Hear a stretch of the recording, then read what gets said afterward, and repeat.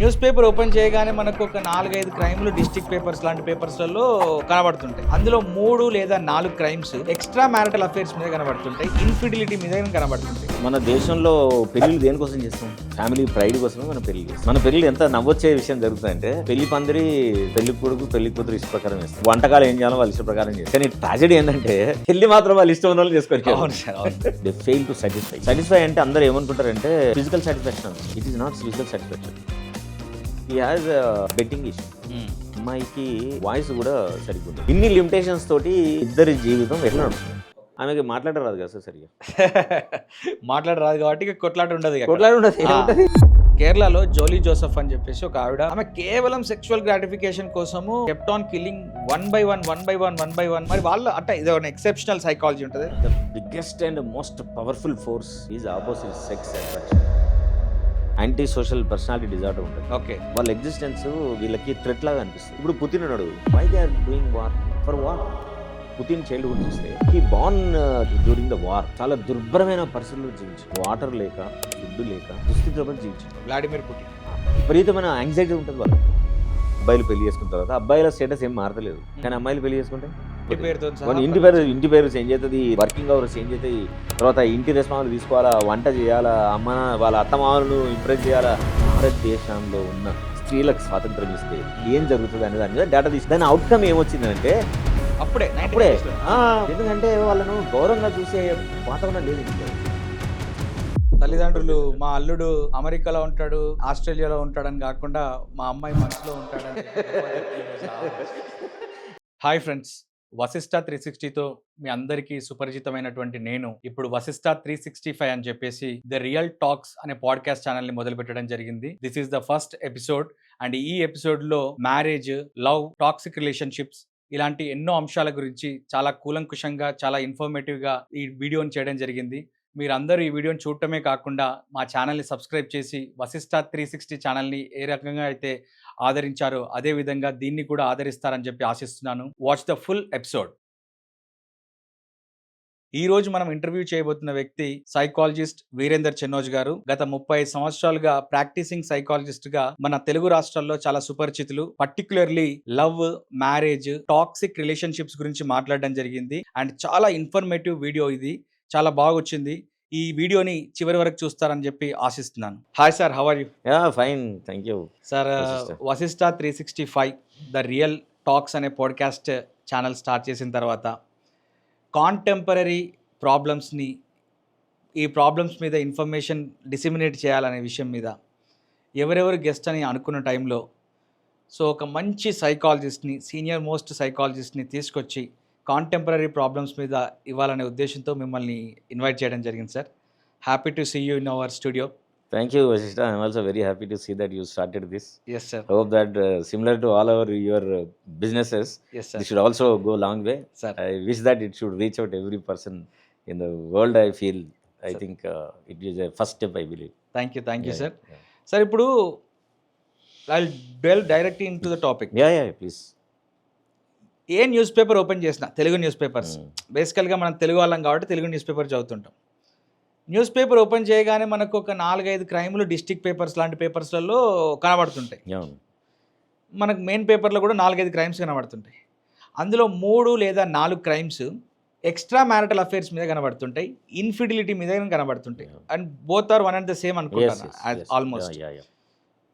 ఒక అమ్మాయి ఒక అబ్బాయిని ఒక 4-5-10 సంవత్సరాలు ప్రేమించిన తర్వాత, పెళ్ళి అయిన తర్వాత, ఒక 10 సంవత్సరాలు గడిచిన తర్వాత, 2 పిల్లలు కలిగిన తర్వాత, ఎందుకు ఆ తర్వాత అమ్మాయి కావచ్చు లేదా అబ్బాయి కావచ్చు, మేల్ ఆర్ ఫీమేల్ ఎవరైనా కావచ్చు, ఎందుకు ఈ ఎక్స్ట్రా మ్యారిటల్ అఫేర్ పెట్టుకోవడానికి వాళ్ళ సైకాలజీ అసలు ఏం వాళ్ళకు ఇన్ఫ్లుయెన్స్ చేస్తుంటుంది సార్?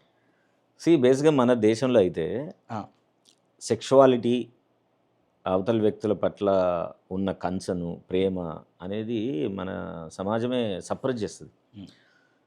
మన దేశంలో పెళ్ళిళ్ళు దేనికోసం చేస్తాం? అవతల వ్యక్తులు ఇష్టపడ్డారనో, ప్రేమించుకున్నారనో మనం పెళ్ళిళ్ళు చేయం. మనం సోషల్ హానర్ కోసం అండ్ ఫ్యామిలీ ప్రైడ్ కోసమే మనం పెళ్ళి చేస్తాం. మన పెళ్ళిళ్ళు ఎంత నవ్వొచ్చే విషయం జరుగుతుందంటే పెళ్లి పందిరి పెళ్లి కొడుకు పెళ్లి కూతురు ఇష్ట ప్రకారం వేస్తారు. వేసుకునే బట్టలు వాళ్ళ ఇష్ట ప్రకారం చేస్తారు. వాళ్ళు వేసుకునే నగలు వాళ్ళ ఇష్ట ప్రకారం చేస్తారు. ఫంక్షన్లో వంటకాలు ఏం చేయాలో వాళ్ళ ఇష్ట ప్రకారం చేస్తారు.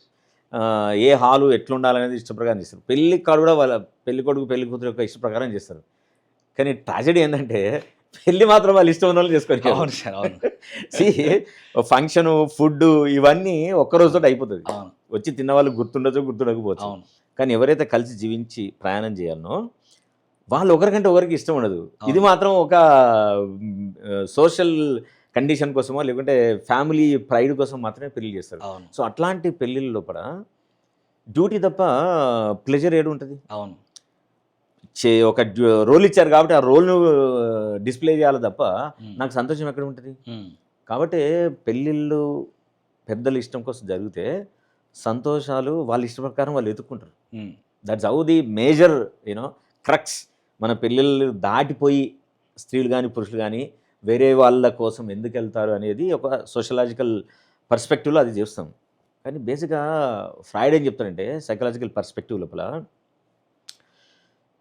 ఎవరైనా సరే ఒక రిలేషన్షిప్లో ఉండి బయటికి వెళ్ళాలనుకున్నప్పుడు చిన్నప్పుడు వాళ్ళు ఎక్స్పీరియన్స్ అయిన అన్రిజాల్వ్డ్ కాన్ఫ్లిక్ట్స్, తర్వాత ఓడిపస్ కాంప్లెక్స్ ఆర్ ఎలక్ట్రా కాంప్లెక్స్, వీటి వల్లనే ఎక్కువ మంది వాళ్ళు పెళ్లి చేసిన రిలేషన్షిప్లో దాటిపోయి వేరే వాళ్ళ దగ్గర they experience this. And second ఆలోచన ఏముంటుందంటే when they fail to met the sexual psychological need properly, they fail to satisfy అంటే అందరూ ఏమనుకుంటారంటే ఫిజికల్ సాటిస్ఫాక్షన్ అనుకుంటారు. It is not physical satisfaction. Psychological need ఏదైతే తనకుంటుందో అది అవతల పార్ట్నర్ నుంచి రానప్పుడు, తను అనుకున్నట్టు రానప్పుడు, రైట్, అట్లాంటప్పుడే they keep searching for the some other. ఆ సైకలాజికల్ సెక్షువల్ నీడ్ అనేది ఫిజికల్ నీడ్ వరకు బాగానే ఉండొచ్చు కాక, కానీ నేను అనుకున్న సపోర్ట్ సిస్టమ్, నేను అనుకున్న లాలన, నేను అనుకున్న ఏమంటాం మనం ప్రేమ కావచ్చు, అది అవతల వ్యక్తి నుంచి రానప్పుడు ఫిజికల్ సాటిస్ఫాక్షన్ నాకు ఎంతున్నా కూడా అది నన్ను సంతోషపెట్టదు. సో నా బ్రెయిన్ ఏం చేస్తుంది, ఇట్ ఎంకరేజెస్ మీ సర్చ్. ఎందుకు ఎంకరేజ్ చేస్తుంది? The basic idea of life itself is that ఏంది, avoid pain, invite happiness. This is only the tag line of anybody's life. Okay, ప్రపంచంలో వాడు ఏమనేది అని ఎంత పెద్దోడైనా ఎంత గొప్పడైనా కానివ్వండి, tag line of is very simple, avoid the pain, invite the pleasure. అందుకే చిన్న స్థాయి నుంచి మనము ధారావిలో ఉన్నటువంటి స్లమ్ నుంచి, లేకపోతే మనము ఎక్కడైనా స్లమ్ ఏరియాస్ నుంచి చూసుకుంటే, and top notch super rich class business పీపుల్ని చూసినా కానీ ఎక్స్ట్రా మ్యారిటల్ అఫేర్స్ అనేవి ర్యాంపాంట్గా కామన్గా కనపడుతుంటాయి. మనం వీళ్ళేమో ఇంటి పక్కన ఇంటి చుట్టుపక్కల లేకుంటే ఒక సొసైటీలో వర్క్ ప్లేస్లో ఎక్కడో చూసుకుంటారు ఈ గ్రాస్ రూట్ లెవెల్లో ఉండే పీపుల్. నేను recently I stumbled upon website called Ashley Madison అని చెప్పేసి, life is short, have an affair అని చెప్పేసి దాని ట్యాగ్ లైన్ ఉంది. 2014లో దాని డేటా అంతా లీక్ అయిపోయిందని చెప్పేసి అందరు భయపడి దాంట్లోంచి బయటకు వచ్చారు. మళ్ళీ ఇప్పుడు ఇండియాలో 200 కంట్రీస్లో ఉంటే ఇండియాలో 60% కస్టమర్స్ ఉన్నారు దానికి.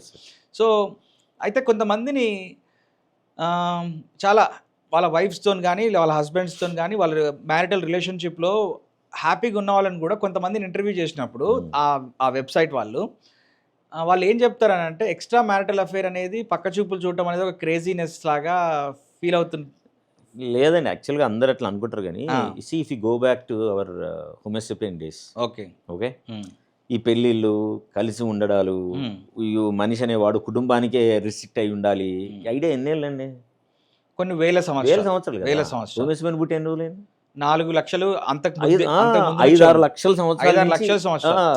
Bipedal vertical spine Animal started journey 5-6 lakhs years నుంచి ఉన్నాడు. అవును. What was his mode of sex, method of sex? Random కదా.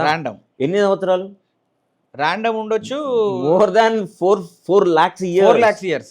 4 lakhs years, 5 lakhs years. ఎందుకంటే అందులో ఆర్డర్స్ ఉన్నాయి, హోమో సాపియన్స్, నియాండెర్తల్ అవన్నీ ఉన్నాయి కదా. అవును. So you are automatically there is a DNA that having idea to have sex with multiple partners is a established DNA. See, మన limbic brain is the first brain. అవును. Whatever it is there in limbic brain ఏముంటుంది, amygdala ఉంటుంది, hippocampus ఉంటుంది. These are the pleasure centres. So ఇదంతా ఈ brain ఏం చేస్తుంది ఎప్పుడు కూడా, నన్ను నేను కాపాడుకోవడానికి నేను ఏం చేయాలి అనేది నేను చేస్తా.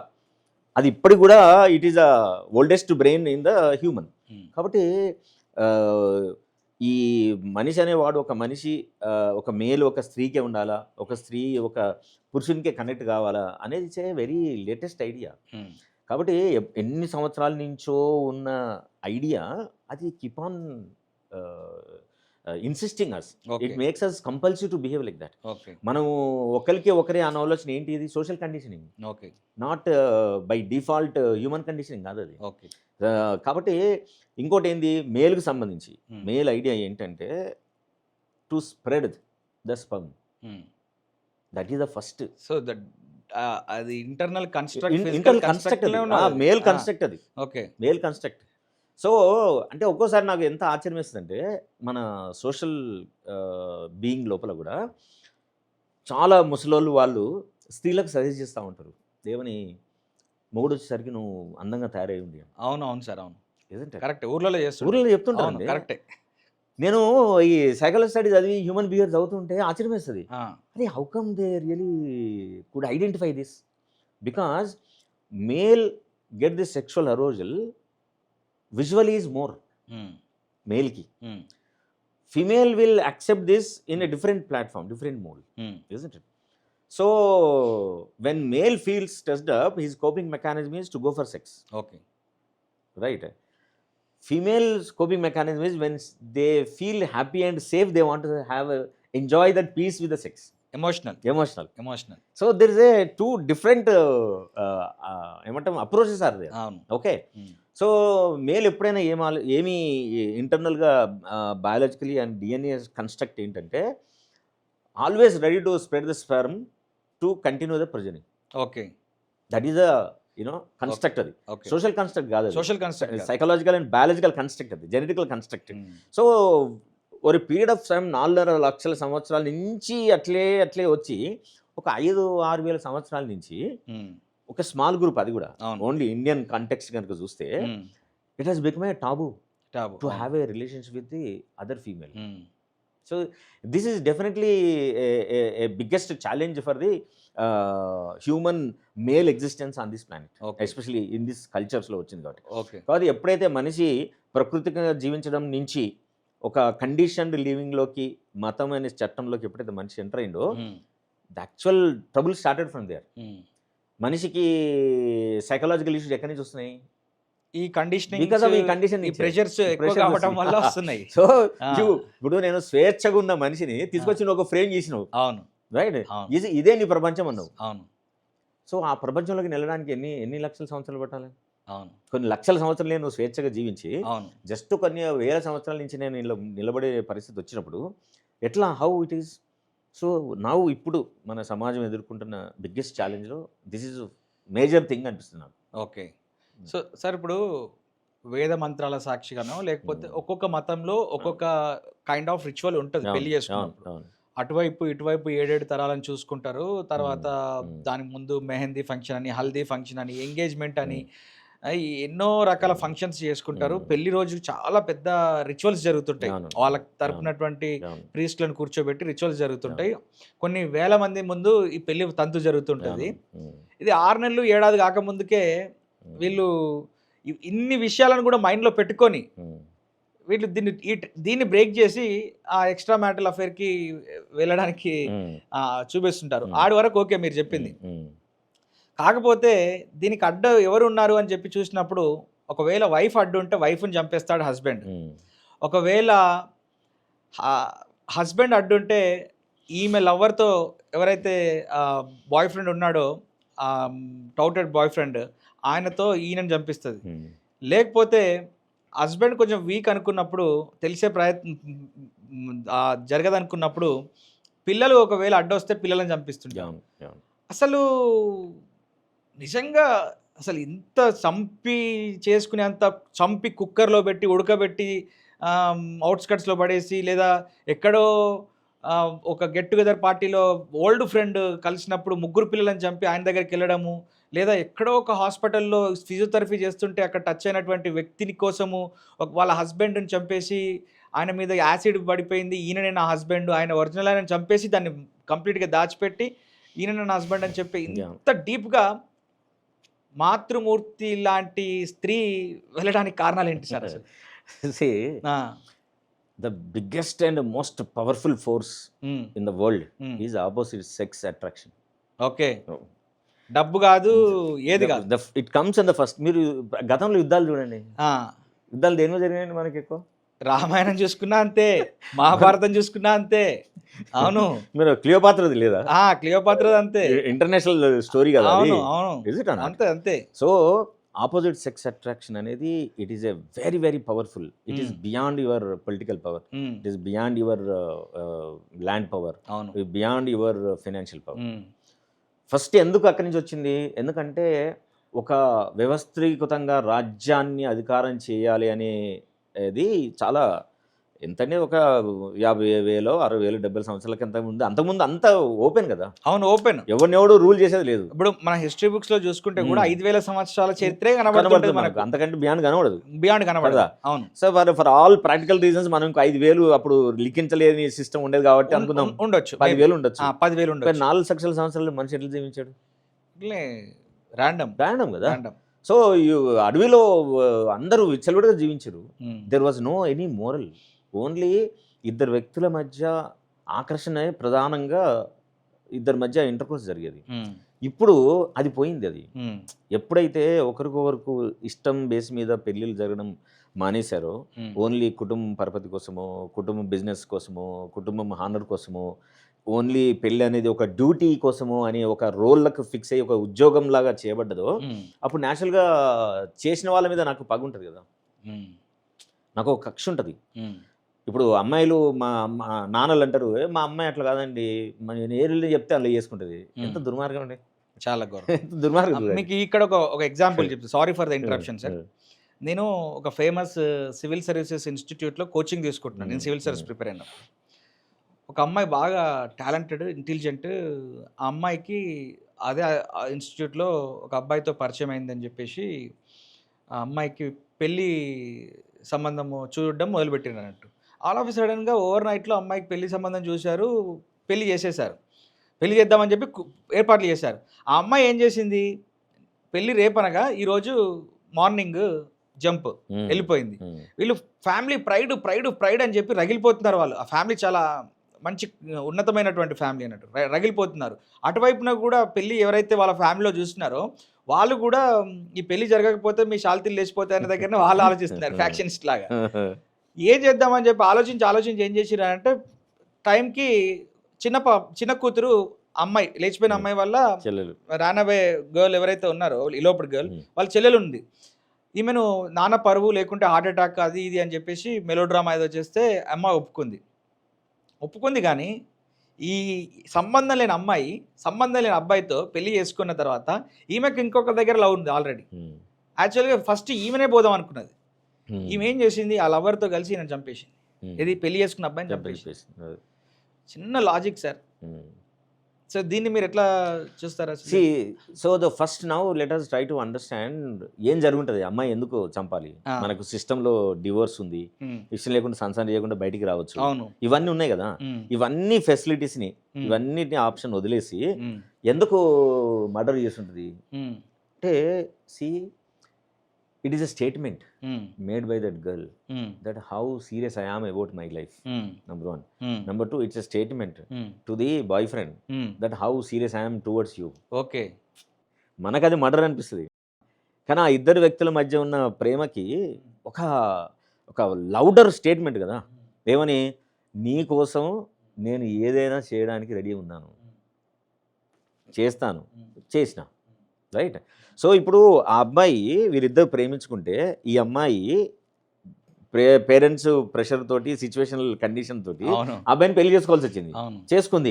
చేసుకున్న తర్వాత ఇప్పుడు ఈ అమ్మాయి ఆయనే ఆ లవరును ఈ అమ్మాయి చేసుకున్న ప్రామిస్ ఏమైంది? So what is approach of the boy towards the girl? అవును, ఏంది ఇంత మోసం చేసినామని అంటారు కదా.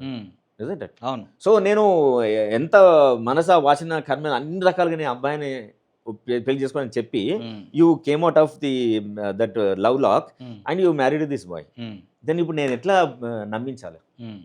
What is the highest form of my confession that I'm only for you అంటే ఓన్లీ ఇదే చేయగలుగుతుంది. Divorce is not possible. Divorce అనేది దానికి ఒక పెద్ద యాక్చువల్గా చాలా చిన్న విషయం, లీగల్ ప్రాసెస్ అనేది చిన్న విషయము. మీరు చెప్తుంటే నాకు అనిపిస్తుంది, వర్షం సినిమాలో ప్రభాస్ గోపిచంద్తో అంటాడు విలన్తోని, శైలు కోసం 1000 సార్లైనా చావడానికి సిద్ధం, నువ్వు సిద్ధమా అని చెప్పి అంటాడు. అంటే టు ఎక్స్ప్రెస్ అంత ఇంటెన్సిటీగా ఉంటుందని చెప్పేసి బోరింగ్ రాడు వీక్తాడు బయట. సో నేను 1000 సార్లైనా చావడానికి సిద్ధం అని చెప్పేసి. సో వీళ్ళు ఎంత సీరియస్ స్టెప్స్ తీసుకోవడానికి వీళ్ళను వ్యక్తిగతంగా మనం పరిశీలించినప్పుడు ఈ అమ్మాయిల్ని కానీ అబ్బాయిల్ని కానీ ఐఐటీలలో చదువుతారు, ఐఏఎస్లు అవుతారు, వీళ్ళు చాలా కామ్ అండ్ కూల్ కంపోజర్ ఉంటారు వీళ్ళ బిహేవియర్. అండ్ ఈ పర్టికులర్ థింక్ వచ్చేసరికి వాళ్ళతో వీళ్ళకి పెద్ద గ్రడ్జ్ కూడా ఉండదు. బట్ ఈ క్రైమ్ కమిట్ చేస్తారు సార్, క్రైమ్ కమిట్ చేసి finally they end up in the jail. ఎందుకంటే ఈజీగా దీన్ని ప్రూవ్ చేయొచ్చు కాబట్టి. జైలు అయితే ఇట్స్ ఓకే, ఏమైంది, ఇది కూడా జైలే కదా. అట్లా అంటున్నారా? Okay, what makes the difference? Okay, ఇప్పుడు నేను జైల్లో ఎందుకున్నా, నేను ఏ వ్యక్తికి అయితే నేను కమిట్ అయి ఉన్నానో, ఏ వ్యక్తిని అయితే నేను ప్రాణంగా ప్రేమించానో ఆ వ్యక్తికి పూర్తిగా నేను అంకితం అయిపోయాననే ఒక లౌడర్ అండ్ బిగ్గర్ స్టేట్మెంట్ని నేను ఇవ్వగలిగా కదా. That makes me feel very happy. ఎలాంటి పాప భీతి లేకుండా నేను చేసింది తప్పు కాదు అని అనిపిస్తుంటది వాళ్ళకి. అందుకే మర్డర్ చేసినాక హీనస్ క్రైమ్ చేసిన. నేను చెంచల్గూడ జైలుకి, సంగారెడ్డి జైలుకి, తర్వాత వీళ్ళందరికీ నేను అక్కడ ఉన్న ఏమంటారు స్టాఫ్కి ట్రైనింగ్ ప్రోగ్రామ్స్కి వెళ్ళినప్పుడు I took permission from them the SP to visit the jails to talk to the ఏమంటారు విక్టిమ్స్ ఆర్ వాళ్ళు ఏమన్నా కల్ప్రిట్స్. ఓకే, ఇప్పుడు రేప్ చేసిరు అనుకో, ఏంది అది అట్లా ఉందా అంటే, ఏముంది సార్ చేసినావు అంటే అది ఏమో మరి నాకైతే ఏం తప్పనిపించలేదు నాకు చేసిన. లేదంటే వాళ్ళు లేదంటే డినై చేస్తారు. అంటే శిక్ష అనుభవించుకుంటూ కూడా పశ్చాత్తాపం లేదు. వెరీ ఫ్యూ పీపుల్కి ఉంటుంది అట్లా. ఇప్పుడు మర్డర్ చేసిన వాళ్ళు అనుకో, మనకి అట్లే కావాలి సార్ అంటారు. ఏందా మరి నువ్వు చంపి వస్తే ఇక్కడ జైలు ఉంటుంది, ఇప్పుడు ఏంటంటే ఏమవుతుంది సార్, ఏమవుతుంది? నా వానికి పనిష్మెంట్ ఇచ్చిన కదా నేను, వాడు చేసిన దానికి నేను ఇచ్చిన. జైలు అంటే ఇక తప్పదు కదా సార్. మరి నీకు ఎప్పుడు బాధ అనిపిస్తుంది అంటే, కుటుంబానికి దూరం ఉన్నప్పుడు బాధ అనిపిస్తుంది, కానీ నేను చేసింది మంచి పని కాబట్టి వాళ్ళు కూడా నాకు సపోర్ట్ చేస్తున్నాను. ఓకే, మనిషి తప్పు చేసే ముందు మనం బ్రెయిన్ ఎట్లా పనిచేస్తుందంటే, first it conceives an idea, then it start collecting the data which supports your idea. అంటే సార్ ఇప్పుడు మనం చేసిన తప్పును కప్పిపుచ్చుకోవడానికి డేటా కలెక్ట్ చేసుకోవచ్చు మన వైపు నుంచి. Know that is what call it as a confirmative bias అంటే. మనం ఇప్పుడు మనం ఎలక్షన్ల ముందు ఏం చేస్తారు, బీజేపీ వాళ్ళు, కాంగ్రెస్ వాడు, బీఆర్ఎస్ వాడు, కమ్యూనిస్ట్ వాడు ఉన్నాడు అనుకోండి, ఎలక్షన్ వస్తే ఎవడు ఏం చెప్తాడు, గ్యారంటీ మన వ్యవసాయం నేను చెప్తాను కదా చూడు, నేను చెప్పినట్టు. ఎందుకంటాడు, వాడు ఎవడైతే ఆ పార్టీకి ఓటేసిన వాళ్ళనే కలుస్తాడు వాడు. అవును అవును, కలిసి మనతో వ్యాలిడేషన్ తీసుకుంటాడు. నేను 10 మందిని కలిసిన 10 మంది వానికి వేసినారు అంటే ఏంటి, మన పార్టీ వేస్తారు. So this is how our brain functions. చేసి వాడు చేసినది రైటే అనిపించేటట్టే వాడు కన్ఫర్మేషన్ చేసుకోవడానికి ఇట్లాంటి మెథడ్స్ చేస్తుంటాడు.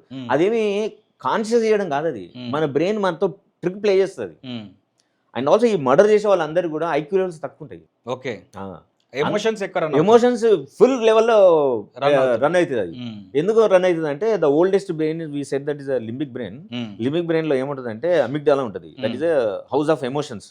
సో ఆ ఎమోషన్స్ ఏంటంటే చాలా పవర్ఫుల్ గా పనిచేస్తాయి. పనిచేసినప్పుడు మన ఈ ఏరియాను ప్రీఫ్రాంటల్ కార్టెక్స్ అంటాం. This is the area where it helps the people to take the rational, right, practical, scientific decision making ఉంటుంది. ఓకే, సో ఇది ఏమొద్దంటే దాని అమిగ్డాలా యొక్క డామినేషన్ ఇక్కడ అయిపోయి this will become impair. So limbic brain ఏం చేస్తుంది అంటే ఫైట్ అండ్ ఫ్లైట్ మోడ్కి తీసుకెళ్తుంది. పోరాడు లేకుంటే పారిపో. సో ఏం చేయాలి. So this is only the best thing అనిపిస్తుంది. అనిపించి they go for this and that's how they land in the jail. But they will be very happy. That's not doesn't make any difference. ఎందుకంటే మనిషి జీవితానికి సంబంధించి తనకు మనస వాసన fullest లెవెల్లో each and every cell of my body demands the presence of that other person. ఆ మనిషి కోసం నేను ఏం చేయగలను అనిపిస్తుంది. సార్ మనము బాలకృష్ణ గారిది చెన్నకేశవరెడ్డి సినిమా చూసినప్పుడు ఆ జైల్లో నుంచి తప్పించుకున్న తర్వాత బాలకృష్ణ గారు ఒక విషయం చెప్తుంటారు అందులో, మనిషిని అన్నము, గాలి ఇవి కాదు బతికిచ్చేది, పగ బతికిస్తుంది అని చెప్పి మీసాలు తీస్తుంటారు. సో మీరు చెప్పిన దాని ప్రకారం చూస్తే చంపిన తర్వాత వాళ్ళు ఒక kind of satisfaction high level satisfaction ఉంటుంది, life time life time satisfaction. మీ లైఫ్లో మీరు చూసినటువంటి ఒక టిపికల్ కేస్ కావచ్చు, ఇంట్రెస్టింగ్ కేసు కావచ్చు, మీకే షాకింగ్ అనిపించిన కేసు కావచ్చు, ఒకటి ఎక్స్పీరియన్స్ చెప్పండి. అయితే బేసిక్గా అందరూ ఇట్లా అడుగుతుంటారు కానీ సైకాలజిస్ట్లకు ఏది షాకింగ్ ఉండదు ఫ్రాంక్లీ స్పీకింగ్. అంటే మీరు ఇప్పుడు యాజ్ ఎ సైకాలజిస్ట్ కాకుండా యాజ్ ఎ హ్యూమన్ హ్యూమన్ గా ఆలోచించినప్పుడు సోషలాజికల్ గా ఆలోచిస్తారు కదా సమాజ పరంగా. ఇప్పుడు డాక్టర్ కు ఎంత పెద్ద యాక్సిడెంట్ అయినా ఒక బొక్క 10 ముక్కలు అయిపోయినా కూడా డాక్టర్ కామన్ థింగ్, ఎందుకంటే ప్రాక్టీస్ చేసి చూసి ఉంటాడు కాబట్టి. అట్లా అంటే రీసెంట్గా అమెరికా నుంచి ఒక కపుల్ వచ్చారు. ఓకే, వైఫ్ బాగుంటుంది, అబ్బాయి కూడా మోడల్ లాగా ఉంటాడు, చాలా మంచి అన్యోన్యంగా ఉంటుంది. కానీ సర్ప్రైజింగ్ ఏంటంటే అమ్మాయికి ప్రోగ్రెసివ్ డిసీజ్ ఉన్నాయి కొన్ని. ఏంటంటే విజిబిలిటీ పోతుంది, సరిగ్గా ఉండదు, అండ్ ఆడిటరీ కూడా సరిగా ఉండదు, పనిచేయదు, అండ్ వాయిస్ కూడా సరిగ్గా ఉండదు, మాట్లాడితే తప్ప అసలు నీకు తెలియదు ఈ అమ్మాయికి ఇన్ని ఇష్యూస్ ఉన్నాయని. ఓకే, వాళ్ళకు 2-3 పిల్లలు ఉన్నారు. అబ్బాయి చూడగానే భలే మోడల్ అనిపిస్తాడు, మోడల్లా ఉండడం అనిపిస్తుంది. 12 ఏళ్ళు లేదు పెళ్ళి. సో వాడు ఎందుకోసం వచ్చిందంటే అబ్బాయి ఏమంటాడు, ఈ అమ్మాయి నాకు జీవించడానికి ప్రతిరోజు ఏదో కండిషన్ పెడుతుంది నన్ను, ఆ కండిషన్స్ని పట్టుకొని నిలవడం చాలా కష్టమవుతుంది నాకు అని అంటారు. కానీ ఆ అబ్బాయి కనీసం ఒక 7-8 సెషన్ చేసినాం కానీ ఏ ఒక్కరోజు కూడా ఈ అమ్మాయికి సరిగా మాట్లాడడం రాదు, ఈమెకు గుడితనం వస్తున్నది, చెడుతనం వస్తుంది, ఈమెను ఎట్లా నేను భరించాలి అనే మాట రాలేదు. ఓకే. అండ్ ఈ 12-13 సంవత్సరాల కాలంలో కూడా ఏ ఒక్కసారి కూడా ఈమె నాకు బర్డెన్ అవుతుంది, నా జీవితానికి బరువు అవుతుంది అనే కంప్లైంట్ రాలేదు. ఓకే. కాగా ఈ అబ్బాయి అన్నీ బాగానే ఉంటాయి, కానీ ఈ అమ్మాయి ఇన్ని లిమిటేషన్స్ ఉన్నా కూడా ఆ అబ్బాయి మీద ఈమె కండిషన్ పెడతా ఉంటుంది, ఎట్లా జీవించాలి, ఎందుకు ఎట్లా చేస్తున్నావు, అది చేస్తున్నావు అని. ఈ అబ్బాయికి ఉన్న గ్రేటెస్ట్ ఇష్యూ ఏంటనంటే ఈ హ్యాజ్ బెట్టింగ్ ఇష్యూ. సో లక్షలు వస్తున్నాయి, కోట్లు వస్తున్నాయి, పోతూనే ఉన్నాయి. ఆల్మోస్ట్ 10 years నుంచి ఇదే నడుస్తున్నది. Okay okay. So it is a very classical study, okay, classical case. ఎందుకంటే ఇన్ని లిమిటేషన్స్ తోటి ఈ ఇద్దరి జీవితం ఎట్లా నడుస్తున్నాయి, ఓకే, ఎందుకు నడుస్తున్నాయి? అన్ని బాగున్న కప్పులు చూస్తే they have lot of issues, కానీ ఇట్లాంటి లిమిటేషన్స్ ఉన్న కప్పులు మాత్రం they are not complaining on each other, they got strongly bound in the relationship. That is one. Physically మన సర్ఫేస్ లెవెల్ చూస్తే అట్లాగే అనిపిస్తుంది, బట్ యాక్చువల్గా ఏ ఇద్దరైనా సరే కలిసి జీవించే క్రమం లోపల okay financial support system, family backup, and their emotional maturity levels, and progressive about the life, ఇవన్నిటితో పాటు ఇద్దరు కలిసి ఉండడానికి మేజర్గా ఏంటంటే వాళ్ళ పేరెంట్స్ తోటి వాళ్ళకున్న అటాచ్మెంట్ స్టైల్స్ అంటుంది. ఓకే, వాళ్ళ పేరెంట్స్ వాళ్ళకి ఎలాంటి అటాచ్మెంట్ స్టైల్స్ ఉన్నాయి. సెక్యూర్ అటాచ్మెంట్ స్టైల్ ఉందనుకోండి, couple can continue longer time, okay, irrespect the challenges. Insecure attachment styles ఉన్నాయి అనుకోండి, డిజార్గనైజ్డ్ అటాచ్మెంట్ స్టైల్స్ ఉన్నాయి అనుకోండి, అప్పుడు వీళ్ళు ఎంత బాగా చదువుకొని ఎన్ని చేసినా కూడా ఆ అటాచ్మెంట్ స్టైల్స్ వీళ్ళ మీద విపరీతమైన ప్రభావితం చూపించేసి వాళ్ళను కలిసి ఉండలేని పరిస్థితి క్రియేట్ అవుతుంది. ఓకే. సో ఒక ఇద్దరు కలిసి ఉండడానికి ఇవన్నీ కూడా పనిచేస్తూ ఉంటాయి. ఓకే. కానీ అన్ఫార్చునేట్ ఏంటంటే మనం పెళ్ళిళ్ళు చేసినప్పుడు అది ప్రేమించుకొని పెళ్ళి అని, అరేంజ్ మ్యారేజ్ అని, యాక్సిడెంటల్ మ్యారేజ్ కానివ్వండి, ఏ మ్యారేజ్ అయినా సరే అది బేసిక్గా వాళ్ళ పేరెంట్స్ నుంచి ప్రమోట్ అయిన పేరెంటింగ్ స్టైల్ కానీ, అటాచ్మెంట్ స్టైల్ కానీ, వాళ్ళ అమ్మ నాన్న ఎట్లా కలిసి జీవిస్తున్నారు అనే విషయాన్ని వాళ్ళు పెరుగుతున్నప్పుడే వాళ్ళ బ్రెయిన్లో వైరింగ్ అయిపోతుంది. అవును, అయిపోయి అది అన్కాన్షియస్గా తెలియకుండానే వాళ్ళ జీవితం రిపీట్ అవుతూ ఉంటాయి. Okay okay. That repetition only make these people to get separated, okay, or make the people to live together, yes, right, apart from their life style. Okay. So అందుకోసమని this case is a very classical case study. అంటే మా టీంలో మేము చర్చించుకున్న తర్వాత అర్థమైంది ఏంటంటే it's really very interesting study to understand. Okay. So దాని డీటెయిల్స్కి వెళ్తే ఎందుకు ఈ అబ్బాయి బెట్టింగ్ చేస్తున్నాడు, డబ్బులు పోగొట్టుకుంటున్నాడు, ఈ అమ్మాయికి ఇన్ని లిమిటేషన్స్ ఉన్నాయి, కానీ ఆ అబ్బాయి మాత్రం ఈ అమ్మాయిని యాక్సెప్ట్ చేస్తున్నాడు. ఈ అమ్మాయికి చాలా ఇబ్బంది ఉంది, ఆ అబ్బాయి అన్ని డబ్బులు ఖర్చు పెడుతున్నాడు, ఈ అమ్మాయి చాలా ఇన్సెక్యూర్గా ఫీల్ అవుతుంది, బట్ ఎట్లా వీళ్ళిద్దరు కలిసి ఉండగలుగుతున్నారు ఓకే. లేదంటే చూసి ఏంటంటే అబ్బాయి వాళ్ళ నాన్న ఇక is a government employee, okay. ఒక హాస్పిటల్ పనిచేస్తాడు. ఓకే. ఆయనకు కూడా అప్పుడు ఈ అప్పులు చేసే ఆలోచన ఉండేది, ఓకే. బాగా అప్పులు చేస్తుండే, ఇంటికి ఎవరెవరు వచ్చేది, వాళ్ళ అమ్మ కూడా ఒక దగ్గర ఎంప్లాయీ. ఓకే, వాళ్ళ అమ్మ కూడా ఇంకా అవన్నీ ఛాలెంజెస్ ఎదుర్కొన్నది. సో ఈ ఇంట్లో వచ్చే డిస్టర్బెన్సెస్ ఇవన్నీ కూడా దిస్ ఫెలో ఎక్స్పీరియన్స్ అయ్యాడు, వైరింగ్ జరిగింది అది. Okay, so he started understanding. See ఒకే సిచ్యువేషన్ని ఎక్స్పీరియన్స్ అయినప్పుడు ఇద్దరు వ్యక్తులు ఎట్లా డిఫరెంట్గా అవ్వడానికి దిస్ ఎ క్లాసికల్ ఎగ్జాంపుల్ కూడా. సో నేను అడిగిన నిజంగానే ఒకవేళ మీ అమ్మ నాన్న గొడవపడడం, మీ ఇంటికి అప్పులు వచ్చి అడగడం ఇవన్నీ ఉన్నప్పుడు నిన్ను నిజంగానే మీ ఆవిడతో ఉండనీయకుండా చేయాలి కదా, మరి హౌకమ్ నువ్వు ఎట్లా కలిసి జీవించగలుగుతున్నావు అంటే, ఇప్పుడు మా అమ్మ మా నాన్నతోటి రోజు పోట్లాడేది. ఓకే, నేను ఏమనుకున్నా అంటే నేను చేసుకోబోయే అమ్మాయి ఎవరైనా నాతో పోట్లాడొద్దు అనుకొని పెళ్లి చేసుకున్నాను. అంటే మరి ఇది ఎట్లా, ఈ పెళ్ళి ఎట్లా సెట్ అయింది? ఆమెకి మాట్లాడరాదు కదా సార్ సరిగా, మాట్లాడరాదు కాబట్టి కొట్లాట ఉండదు, ఉండదు. మంచి లాజికే ఉంది. బయటకు ఉండి కెన్ యూ ఇమాజిన్ దిస్, ఆయనే చూజ్ చేసుకోవడమే ఇట్లాంటి అమ్మాయిని చూజ్ చేసుకున్నాను కావాలని చెప్పి. Okay, so this psychological need ఎవరు గుర్తించగలుగుతారు? సర్ఫేస్ లెవెల్లో చూస్తే అన్ని అరే ఏంది బై ఇట్లుంది అని అనిపిస్తుంది, కానీ యాక్చువల్గా సైకలాజికల్ నీడ్ చూస్తే this is the need. That's how this marriage continuing and progressing. Okay, so I consider this is the most classical example. Okay sir, ఇప్పుడు మనం ఇందాక మాట్లాడుకుంటుంటే ఇష్టం లేని పెళ్లి చేసుకోవడం, ఇష్టం లేని రిలేషన్షిప్లో ఉండడం, ఇష్టం లేని చోట, ఇష్టం లేని వ్యక్తులతో, ఇష్టం లేని వాతావరణంలో, ఇష్టం లేని పని చేయటం వల్ల అది ఎక్కువ కాలం దాన్ని మోసి మోసి మోసి దాని మీద ప్రెషర్ బర్డెన్ బిల్డప్ అయ్యి ప్రెషర్ ఏదో ఒక వెంట చూసుకొని హత్యకో, ఆత్మహత్యకో, లేకపోతే ఇంకేదో స్టేట్మెంట్ ఇవ్వడానికి చేస్తుంటారు. మీరు నెట్ఫ్లిక్స్లో కర్రీ అండ్ సైనైడ్ అని చెప్పేసి ఒక సిరీస్ ఉంటుంది సార్, అది ఒరిజినల్ నెట్ఫ్లిక్స్ ఒరిజినల్ స్టోరీ అది. కేరళలో జోలీ జోసెఫ్ అని చెప్పేసి ఒక ఆవిడ మనకు ఆన్ యూట్యూబ్లో కానీ బయట ఎక్కడ కానీ ఆ ఇన్ఫర్మేషన్ అవైలబుల్ ఉంది. ఆమె కేవలం సెక్షువల్ గ్రాటిఫికేషన్ కోసము she kept on killing one by one అట్లా first marriage, second marriage, third marriage కాడికి వచ్చింది. ఫస్ట్ మ్యారేజ్లో ఉన్న ఎవరికి తెలిస్తే వాళ్ళని చంపేస్తుంది ఆమె. ఆమెను చూస్తే నిజంగా ఈ సీరియల్ అఫెండర్ అనిపించదు ఆమె. అక్కడ ఎవ్వరు కూడా ఈమె ఫ్రీడమ్కి కానీ ఈమెకి కానీ ఎవ్వరు అడ్డు చెప్పిన లేరు. ఆమె ఇదే పనిలో ఉంటుంది. మరి వాళ్ళు అంటే ఇది ఒక ఎక్సెప్షనల్ సైకాలజీ ఉంటుంది.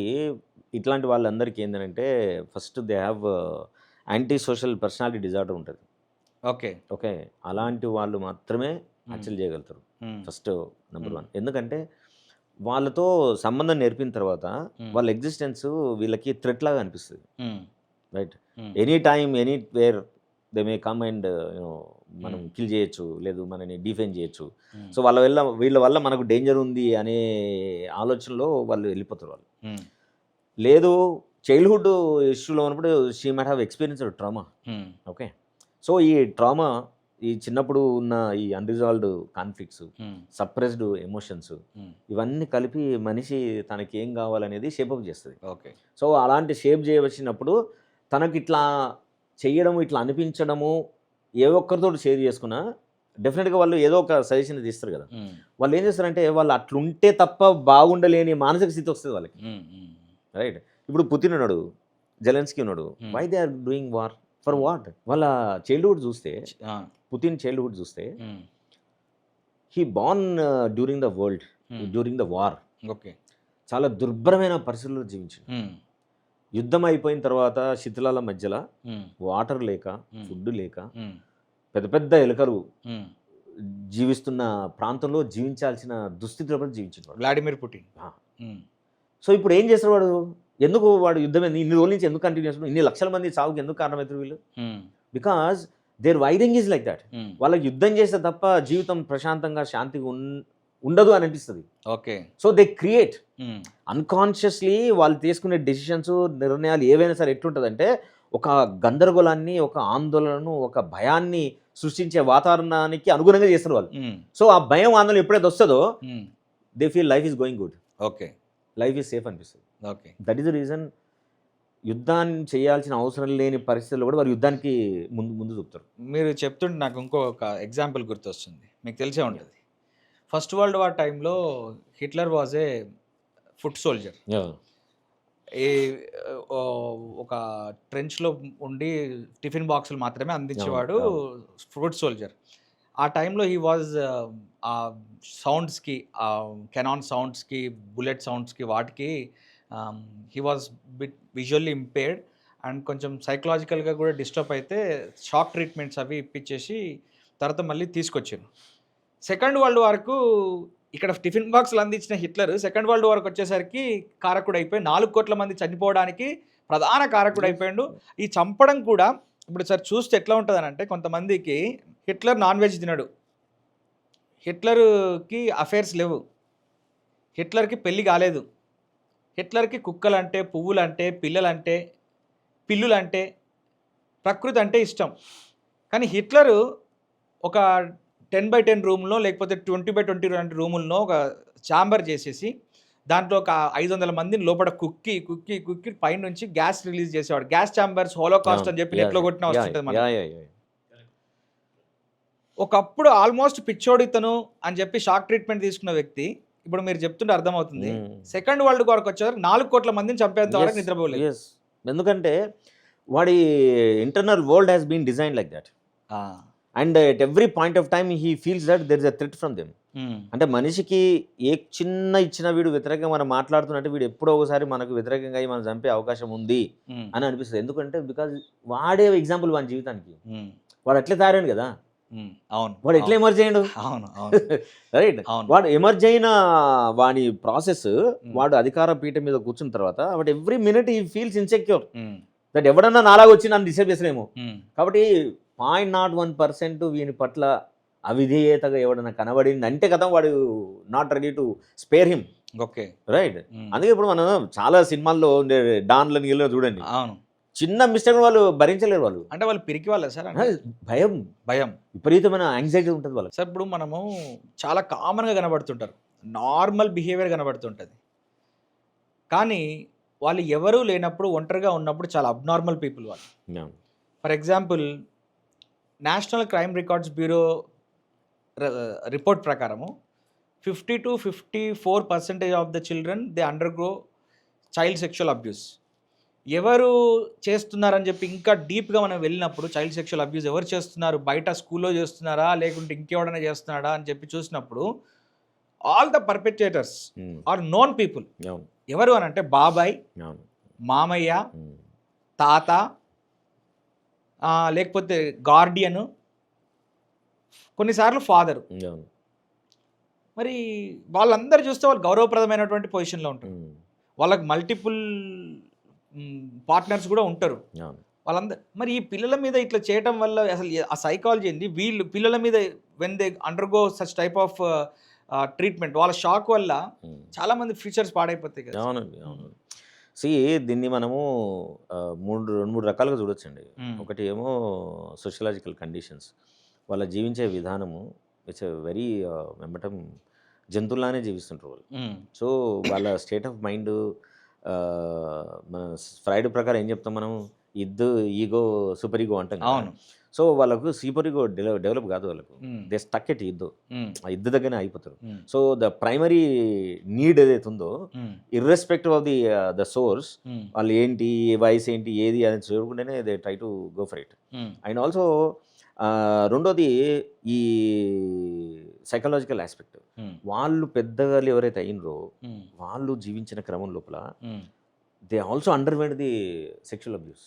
ఓకే, మెజారిటీ ఆఫ్ ద ఈ ఫెడోఫైల్స్ అంటాం కదా, అవును, సెక్షువల్ అబ్యూస్ ఎవరైతే చేస్తారో వాళ్ళు ఆల్రెడీ అబ్యూస్ కాబడ్డారు, వాళ్ళు మాత్రమే చేస్తారు వాళ్ళు. That is one reason. రెండో reason because of the conditions, living conditions కావచ్చు, ఎక్స్పీరియన్సెస్ కావచ్చు, ట్రామా కావచ్చు, వీటన్నిటి వల్ల కూడా ఏం అవుతుంది, వాళ్ళకి ఆల్రెడీ సైకోపథాలజీ ఉంటుంది వాళ్ళకు. So that pathology will not allow them to see things normal. They see what they wanted to see, they do what they wanted to do. అది సోషల్ లెన్స్లో, మోరల్ లెన్స్లో కరెక్ట్ ఉందా తప్పుందా అనే విచక్షణకు వెళ్ళి ఆలోచించేంత డెవలప్మెంట్ వాళ్ళలో ఉండదు. ఓకే. దే థింక్ ఎదురు కనబడుతున్నారు, just they resort to that, they go for it. Okay. So వీటికి సంబంధించి మన ప్రభుత్వాలు కానీ, సోషల్ ఆర్గనైజేషన్లు, సోషల్ కన్సర్న్ ఉన్నోళ్ళు చాలామంది వాటి గురించి చేయాలని ఆలోచన ఉన్నా, అవును. సెక్స్ గురించి మాట్లాడడం అనేది ఇట్స్ బిగ్గెస్ట్ ఛాలెంజ్ ఇప్పటికి కూడా. ట్యాబు కూడా. ట్యాబు. అదే మాట్లాడితే ఏదో పెద్ద బూత్ మాట్లాడుతున్నాడు, తప్పు మాట్లాడుతున్నాడు, ఇది ఒక పెద్ద పాపము చేస్తున్నాడు, బ్లాస్ఫెమీ అంటాం కదా, అట్లాంటిది అట్లాంటివి చేస్తాం. మనము 2000 నుంచి యాక్చువల్గా we taken up a program called teenage temptations అని ఒక ప్రోగ్రామ్ చేసి, దాని ఉద్దేశం ఏంటంటే ఒక అమ్మాయి అబ్బాయి మధ్యలో స్నేహం కావచ్చు, ప్రేమ కావచ్చు, అట్రాక్షన్ కావచ్చు, వీటిని sociological aspect, psychological aspect and behavioural aspect గురించి when we have taken this idea for more than 15-20 years చేసినాం మేము. ఒక 700 డిగ్రీ కాలేజీలకి, ఇంజనీరింగ్ కాలేజీకి వెళ్ళాం. ఓకే. అయితే ఫార్చునేట్గా కొంతమంది ఓకే అన్నారు, కానీ మెజారిటీ ఆఫ్ ద కాలేజీలకు వెళ్తే మనం ఐడియాను ముందు డిస్కస్ చేస్తే అదేంది అంటే, ఇప్పుడు నువ్వు ఆపోజిట్ సెక్స్ గురించి మాట్లాడితే సెక్స్ గురించి మాట్లాడతారా మీరు? మా కాలేజ్ పిల్లలు అట్లా కాదు, మా పిల్లలు కూడా అట్లా కాదు, మా పిల్లలు అట్లా కాదు, తల్లిదండ్రులు మా పిల్లలు కూడా అట్లా కాదు, అట్లా కాదంటారు. రేపు ఏమైతే అంటే సార్, ఇప్పుడు వీళ్ళు డివోర్స్లో తీసుకుంటుంటారు. ఇప్పుడు మళ్ళీ ఫస్ట్ కేసే, మళ్ళీ ఫస్ట్కి వచ్చేది డివోర్స్లు తీసుకుంటుంటారు. తీసుకున్నప్పుడు కారణాలు ఏంటి అని అంటే, చిన్నప్పుడు ఎప్పుడో ఈ అమ్మాయో అబ్బాయో, మెజారిటీ అమ్మాయిలే చైల్డ్ సెక్షువల్ అబ్యూస్కి గురవుతారు. చాలా అద్భుతంగా ఉంటారు. అమ్మాయి అందంగా ఉంటుంది, అబ్బాయి రితిక్ రోషన్ లాగా ఉంటాడు, అమ్మాయి మంచి టాప్ పూజా హెగ్డే హీరోయిన్ లాగా ఉంటుంది. వీళ్ళు కలిసి కూడా 3-4 సంవత్సరాలు ఉంటారు. వీళ్ళు ఆల్ ఆఫ్ ఎ సడన్గా వాళ్ళు they end up with a psychologist or sexologist or somewhere వాళ్ళు వెళ్తారు, సైకియాట్రిస్ట్ హోమ్సో ఎవర్. అక్కడికి వెళ్ళిన తర్వాత తెలుసుకునే విషయం ఏంటి అని అంటే, వీళ్ళకి పెళ్లి మాత్రమే అయింది తప్ప ఈ అమ్మాయిని వాడు ఎప్పుడు ముట్టుకోలేదు. చాలా అందంగా ఉంటుంది ఆ అమ్మాయి. వీడితో బయట మాత్రం అందరితో పెళ్ళిలో కానీ, అక్కడ కానీ, ఇక్కడ కానీ సెల్ఫీలు దిగడం కానీ, బయట ఎక్కడైనా చూసుకునే విషయంలో కానీ మై హబ్బీ అని చెప్పేసి, మై లైఫ్ లైన్ అని చెప్పేసి, ఇతను అని చెప్పి పెట్టుకుంటాడు ఇన్స్టాగ్రామ్ స్టేటస్లో, అవన్నీ పెట్టుకుంటాడు. కానీ ఈ 4-5 years టైంలో ఈ అబ్బాయి అమ్మాయిని ఎప్పుడు ముట్టుకొని ఉండడు. ఎప్పుడైతే టచ్ చేయడానికి ట్రై చేస్తాడో అమ్మాయి విపరీతంగా వణికిపోవడము, విపరీతంగా అరవటము, చిందరవందర చేయటము, ఆ సిచ్యువేషన్ అవాయిడ్ చేయటము, ఇలాంటిది చేస్తుంటుంది. యాక్చువల్గా ఫస్ట్ 1 monthలోనే దీన్ని సాల్వ్ చేసుకుందాం అనుకునేది 5 years వరకు వస్తుంది. మరి దీన్ని ఎలా సాల్వ్ చేసుకోవాలి అంటే, యాక్చువల్గా ఇది ఈ మధ్యలో చాలా కేసులు ఎక్కువైతున్నాయండి. ఓకే. ఇప్పుడు మా ఒక్క సెంటర్కే దాదాపుగా ఈ గత 7-8 months లోపల ఆల్మోస్ట్ ఒక 10 cases వచ్చినాయి. ఇంకా ఇట్లాంటి సెంటర్స్ ఎన్నో ఉన్నాయి, కౌన్సిలింగ్ సెంటర్స్, ఇజంట్ ఇట్? అందులో యూరాలజిస్టులు ఉన్నారు, ఆండ్రాలజిస్టులు ఉన్నారు, సెక్సాలజిస్టులు ఉన్నారు, మేబీ thousands of cases ఉంటాయి. చాలామంది పేరెంట్స్కి అందులో పెళ్లి చేసుకొని చదువుకుని పెళ్లి చేసుకున్న కపుల్స్కి, ప్రేమించి పెళ్లి చేసుకున్న కపుల్స్ కూడా ఈ ఇష్యూస్ ఉన్నాయి. కానీ surprisingly they never try to solve this. ఇప్పుడు మేల్కి డిస్ఫంక్షనాలిటీ ఉంది, సెక్షువల్ డిస్ఫంక్షనాలిటీ ఉంది, ఉన్నప్పుడు వాడికి అర్థమవుతుంది కదా. చదువుకున్నప్పుడు బిజీ ఉన్నాడు, అర్థం కాలేదు అనుకుందాం, ఓకే. బట్ వెన్ రియలీ పెళ్ళి అయిన తర్వాత you could not perform properly, then ఏం చేయాలి వాడు? ప్రొఫెషనల్ దగ్గరికి వెళ్ళాలి కదా. ఫస్ట్ వాటే సజెస్ట్ అట్లాంటి డిస్ఫంక్షనాలిటీతో ఉన్న వాళ్ళు ఫస్ట్ ఏం చేయాలంటే ఒక సైకాలజీ దగ్గరికి వెళ్ళాలి. You discuss your problem, they guide you. నీకు సైకోపెథాలజీ అని ఉందా, లేదు సెక్షువల్ డిస్ఫంక్షనాలిటీ ఉందా, లేదు సెక్షువల్ ఓరియంటేషన్ ప్రాబ్లమ్స్ ఏమి ఉన్నాయా అంటే they ask you to go for 2 assessments. ఒకటి క్లినికల్ సైకాలజీ దగ్గర అది పర్సనాలిటీ అసెస్మెంట్ చేయిస్తాము, సైకోపెథాలజీ ఐడెంటిఫై చేయడానికి. వీలైతే సెక్షువల్ ఓరియంటేషన్ కూడా అసెస్ చేస్తారు. తర్వాత you can go to a andrologist or urologist, they assess the your potency. Okay, testosterone levels ఎంత ఉన్నాయి, whether that really you are eligible to make yourself use by using medicine or not అని తెలుస్తుంది కదా. తెలుసు, life will be solved కదా. Easy అయిపోతుంది, చాలా easy అయిపోతుంది. దీన్ని వదిలేసి చాలా మంది తల్లిదండ్రులు కూడా ఏం చేస్తారంటే యుద్ధానికి దిగుతారు. ఓకే, ఇంకొక ప్రాబ్లం ఏమొస్తుంది ఇట్లాంటి ఇష్యూస్ లోపల, ఈ సెక్స్లో పార్టిసిపేట్ చేయకపోవడం కారణం ఓన్లీ అబ్బాయిలే అని ఎక్కువ మంది అనుకుంటారు. కానీ అది కూడా 100% నిజం కాదు. ఒకసారి ఇప్పుడు మీరు చెప్పారు ఈ ఇష్యూ లోపల ఏంది, అమ్మాయి had some experiences in the childhood days that is really triggering when something is really going to happen.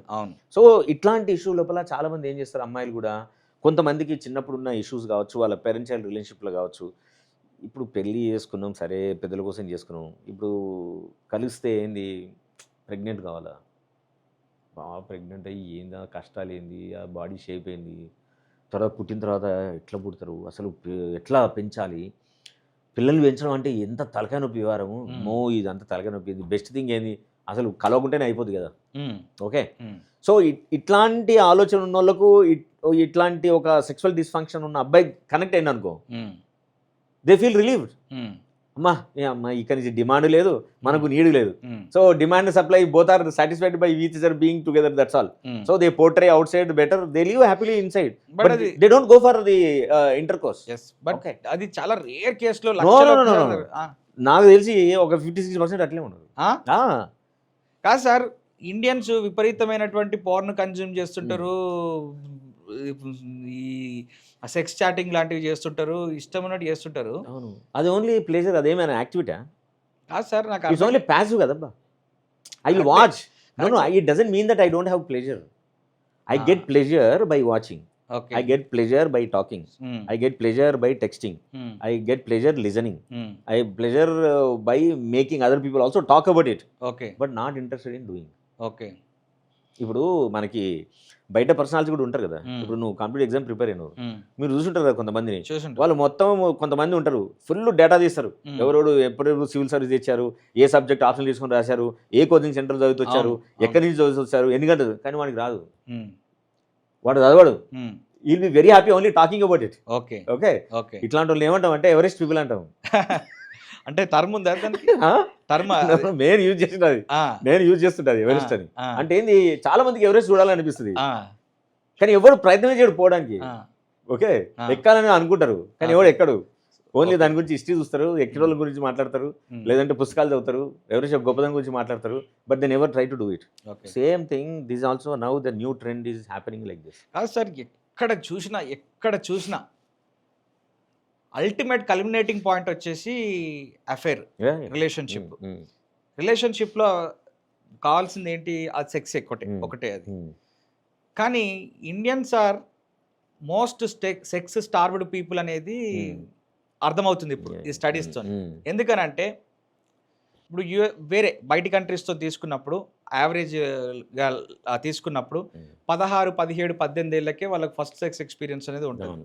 But ఇండియన్స్కి 30 ఏళ్ళు దాటే వరకు కూడా వీళ్ళకి సెటిల్మెంట్ ఉండదు, పెళ్ళిళ్ళు కూడా అవ్వవు. సో ఇండియాలో కొంత పోస్ట్ పోన్ అవుతుంది, ప్రొలాంగ్ అయిపోతుంటుంది ఇక్కడ. కానీ అది రీసెంట్ డెవలప్మెంట్ అబ్బా. అదే రీసెంట్.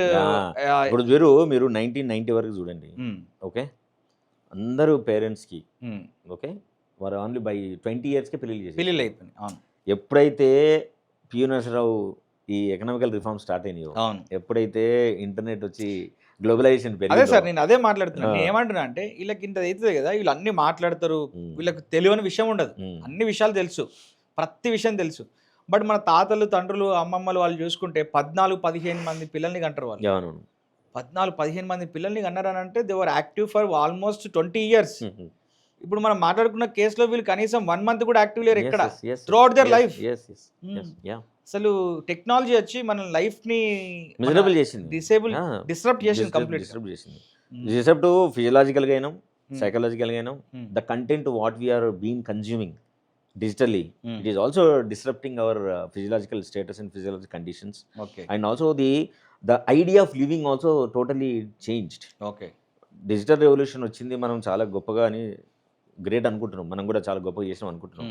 కానీ బేసిక్గా అది జరిగింది ఏంటంటే మన ఆలోచన విధానం మార్చేసింది. ఇప్పుడు చూడండి, చాలా మంది అబ్బాయిలు irrespect the communities, they are not finding brides. ఇప్పుడు లేటెస్ట్ ట్రెండ్ ట్రబుల్ ఇది. ఎందుకంటే ఎక్కువ మంది అమ్మాయిలు ఏం చేసినా పెళ్లి చేసుకోవడానికి రెడీగా లేదు. ఒక రీజన్ ఏంటంటే అమ్మాయిలు పెళ్లి చేసుకున్న తర్వాత, అబ్బాయిలు పెళ్లి చేసుకున్న తర్వాత అబ్బాయిల స్టేటస్ ఏం మారతలేదు. రైట్, వాడు అట్లే ఆఫీస్కి పోతాడు, అట్లే పని చేసుకుంటాడు, వాడి జీవితం ఏం డిస్టర్బ్ కాదు. కానీ అమ్మాయిలు పెళ్లి చేసుకుంటే ఎన్ని చేంజ్ అవుతాయి, అన్ని చేంజ్ అయిపోతాయి. ఇంటి పేరు చేంజ్ అవుతుంది, తర్వాత వర్కింగ్ అవర్స్ చేంజ్ అవుతాయి, తర్వాత ఇంటి రెస్పాన్సిబిలిటీ తీసుకోవాలా, వంట చేయాలా, వాళ్ళ అత్తమామలను ఇంప్రెస్ చేయాలా, ఆడబిడ్డల్ని ఇంప్రెస్ చేయాలి, వచ్చిన వాళ్ళందరూ చేసుకోవాలా, మళ్ళీ డబ్బు డిమాండ్ భర్తకే ఇవ్వాలా, లేకపోతే కుటుంబానికి ఇవ్వాలా. ఏంది పెంట అంతా ఇది అవసరమా మనకు, నాకు అర్థం కాదు. What for you are getting married, ఏం పెళ్లి చేసుకొని ఏం చేసినారు, మా అమ్మ నాన్న ఏం చేశారు, చూసిన మా నాన్న మా అమ్మను కూడా డామినేట్ చేసిండు. మా అత్తమ్మలు వచ్చినప్పుడు మా అమ్మను బాగా అవమానించేది. మా అమ్మ మా గ్రాండ్ పేరెంట్స్ వచ్చినప్పుడు కూడా మా అమ్మనే అవమానించారు. ఇంత పెయిన్ తీసుకొని ఇంత ట్రబుల్ అయిపోయి సైజ్ చేసుకొని ఇప్పుడు సుఖంగా జీవితం ఉన్నా, నెలకు ₹1,00,000 డబ్బా సంపాదిస్తున్నా, ఎప్పుడైనప్పుడు ట్రిప్పులు పోతా, ఫ్రెండ్స్ ఎంజాయ్ చేస్తా. ఇక అల్టిమేట్గా ఉండాల్సింది ఏంది? ఒకటి సెక్స్. అదే దట్ ఈస్ ఆల్సో అవైలబుల్ కదా. అదే Now, majority of the people are almost broken that taboo about the having sex before marriage. Okay They're all slowly moving to that area. అంటే ఏంది, కొత్త సోషల్ నామ్స్ జనరేట్ అవుతున్నాయి, isn't it? And also ఈ extra marital affairs ఇవన్నీ వచ్చిన తర్వాత కూడా what I personally feel is there should be restructure of the social relationships. Okay okay, ఇప్పుడు అన్నీ ఒక కంపార్ట్మెంట్లో ఉన్నాయి. ఇప్పుడు అమ్మ, నాన్న, మామ, బామ్మరిది, బావ, ఓకే, మొగుడు, పెళ్ళాం, ఇవన్నీ అత్త, మామూలు ఉన్నాయి కదా.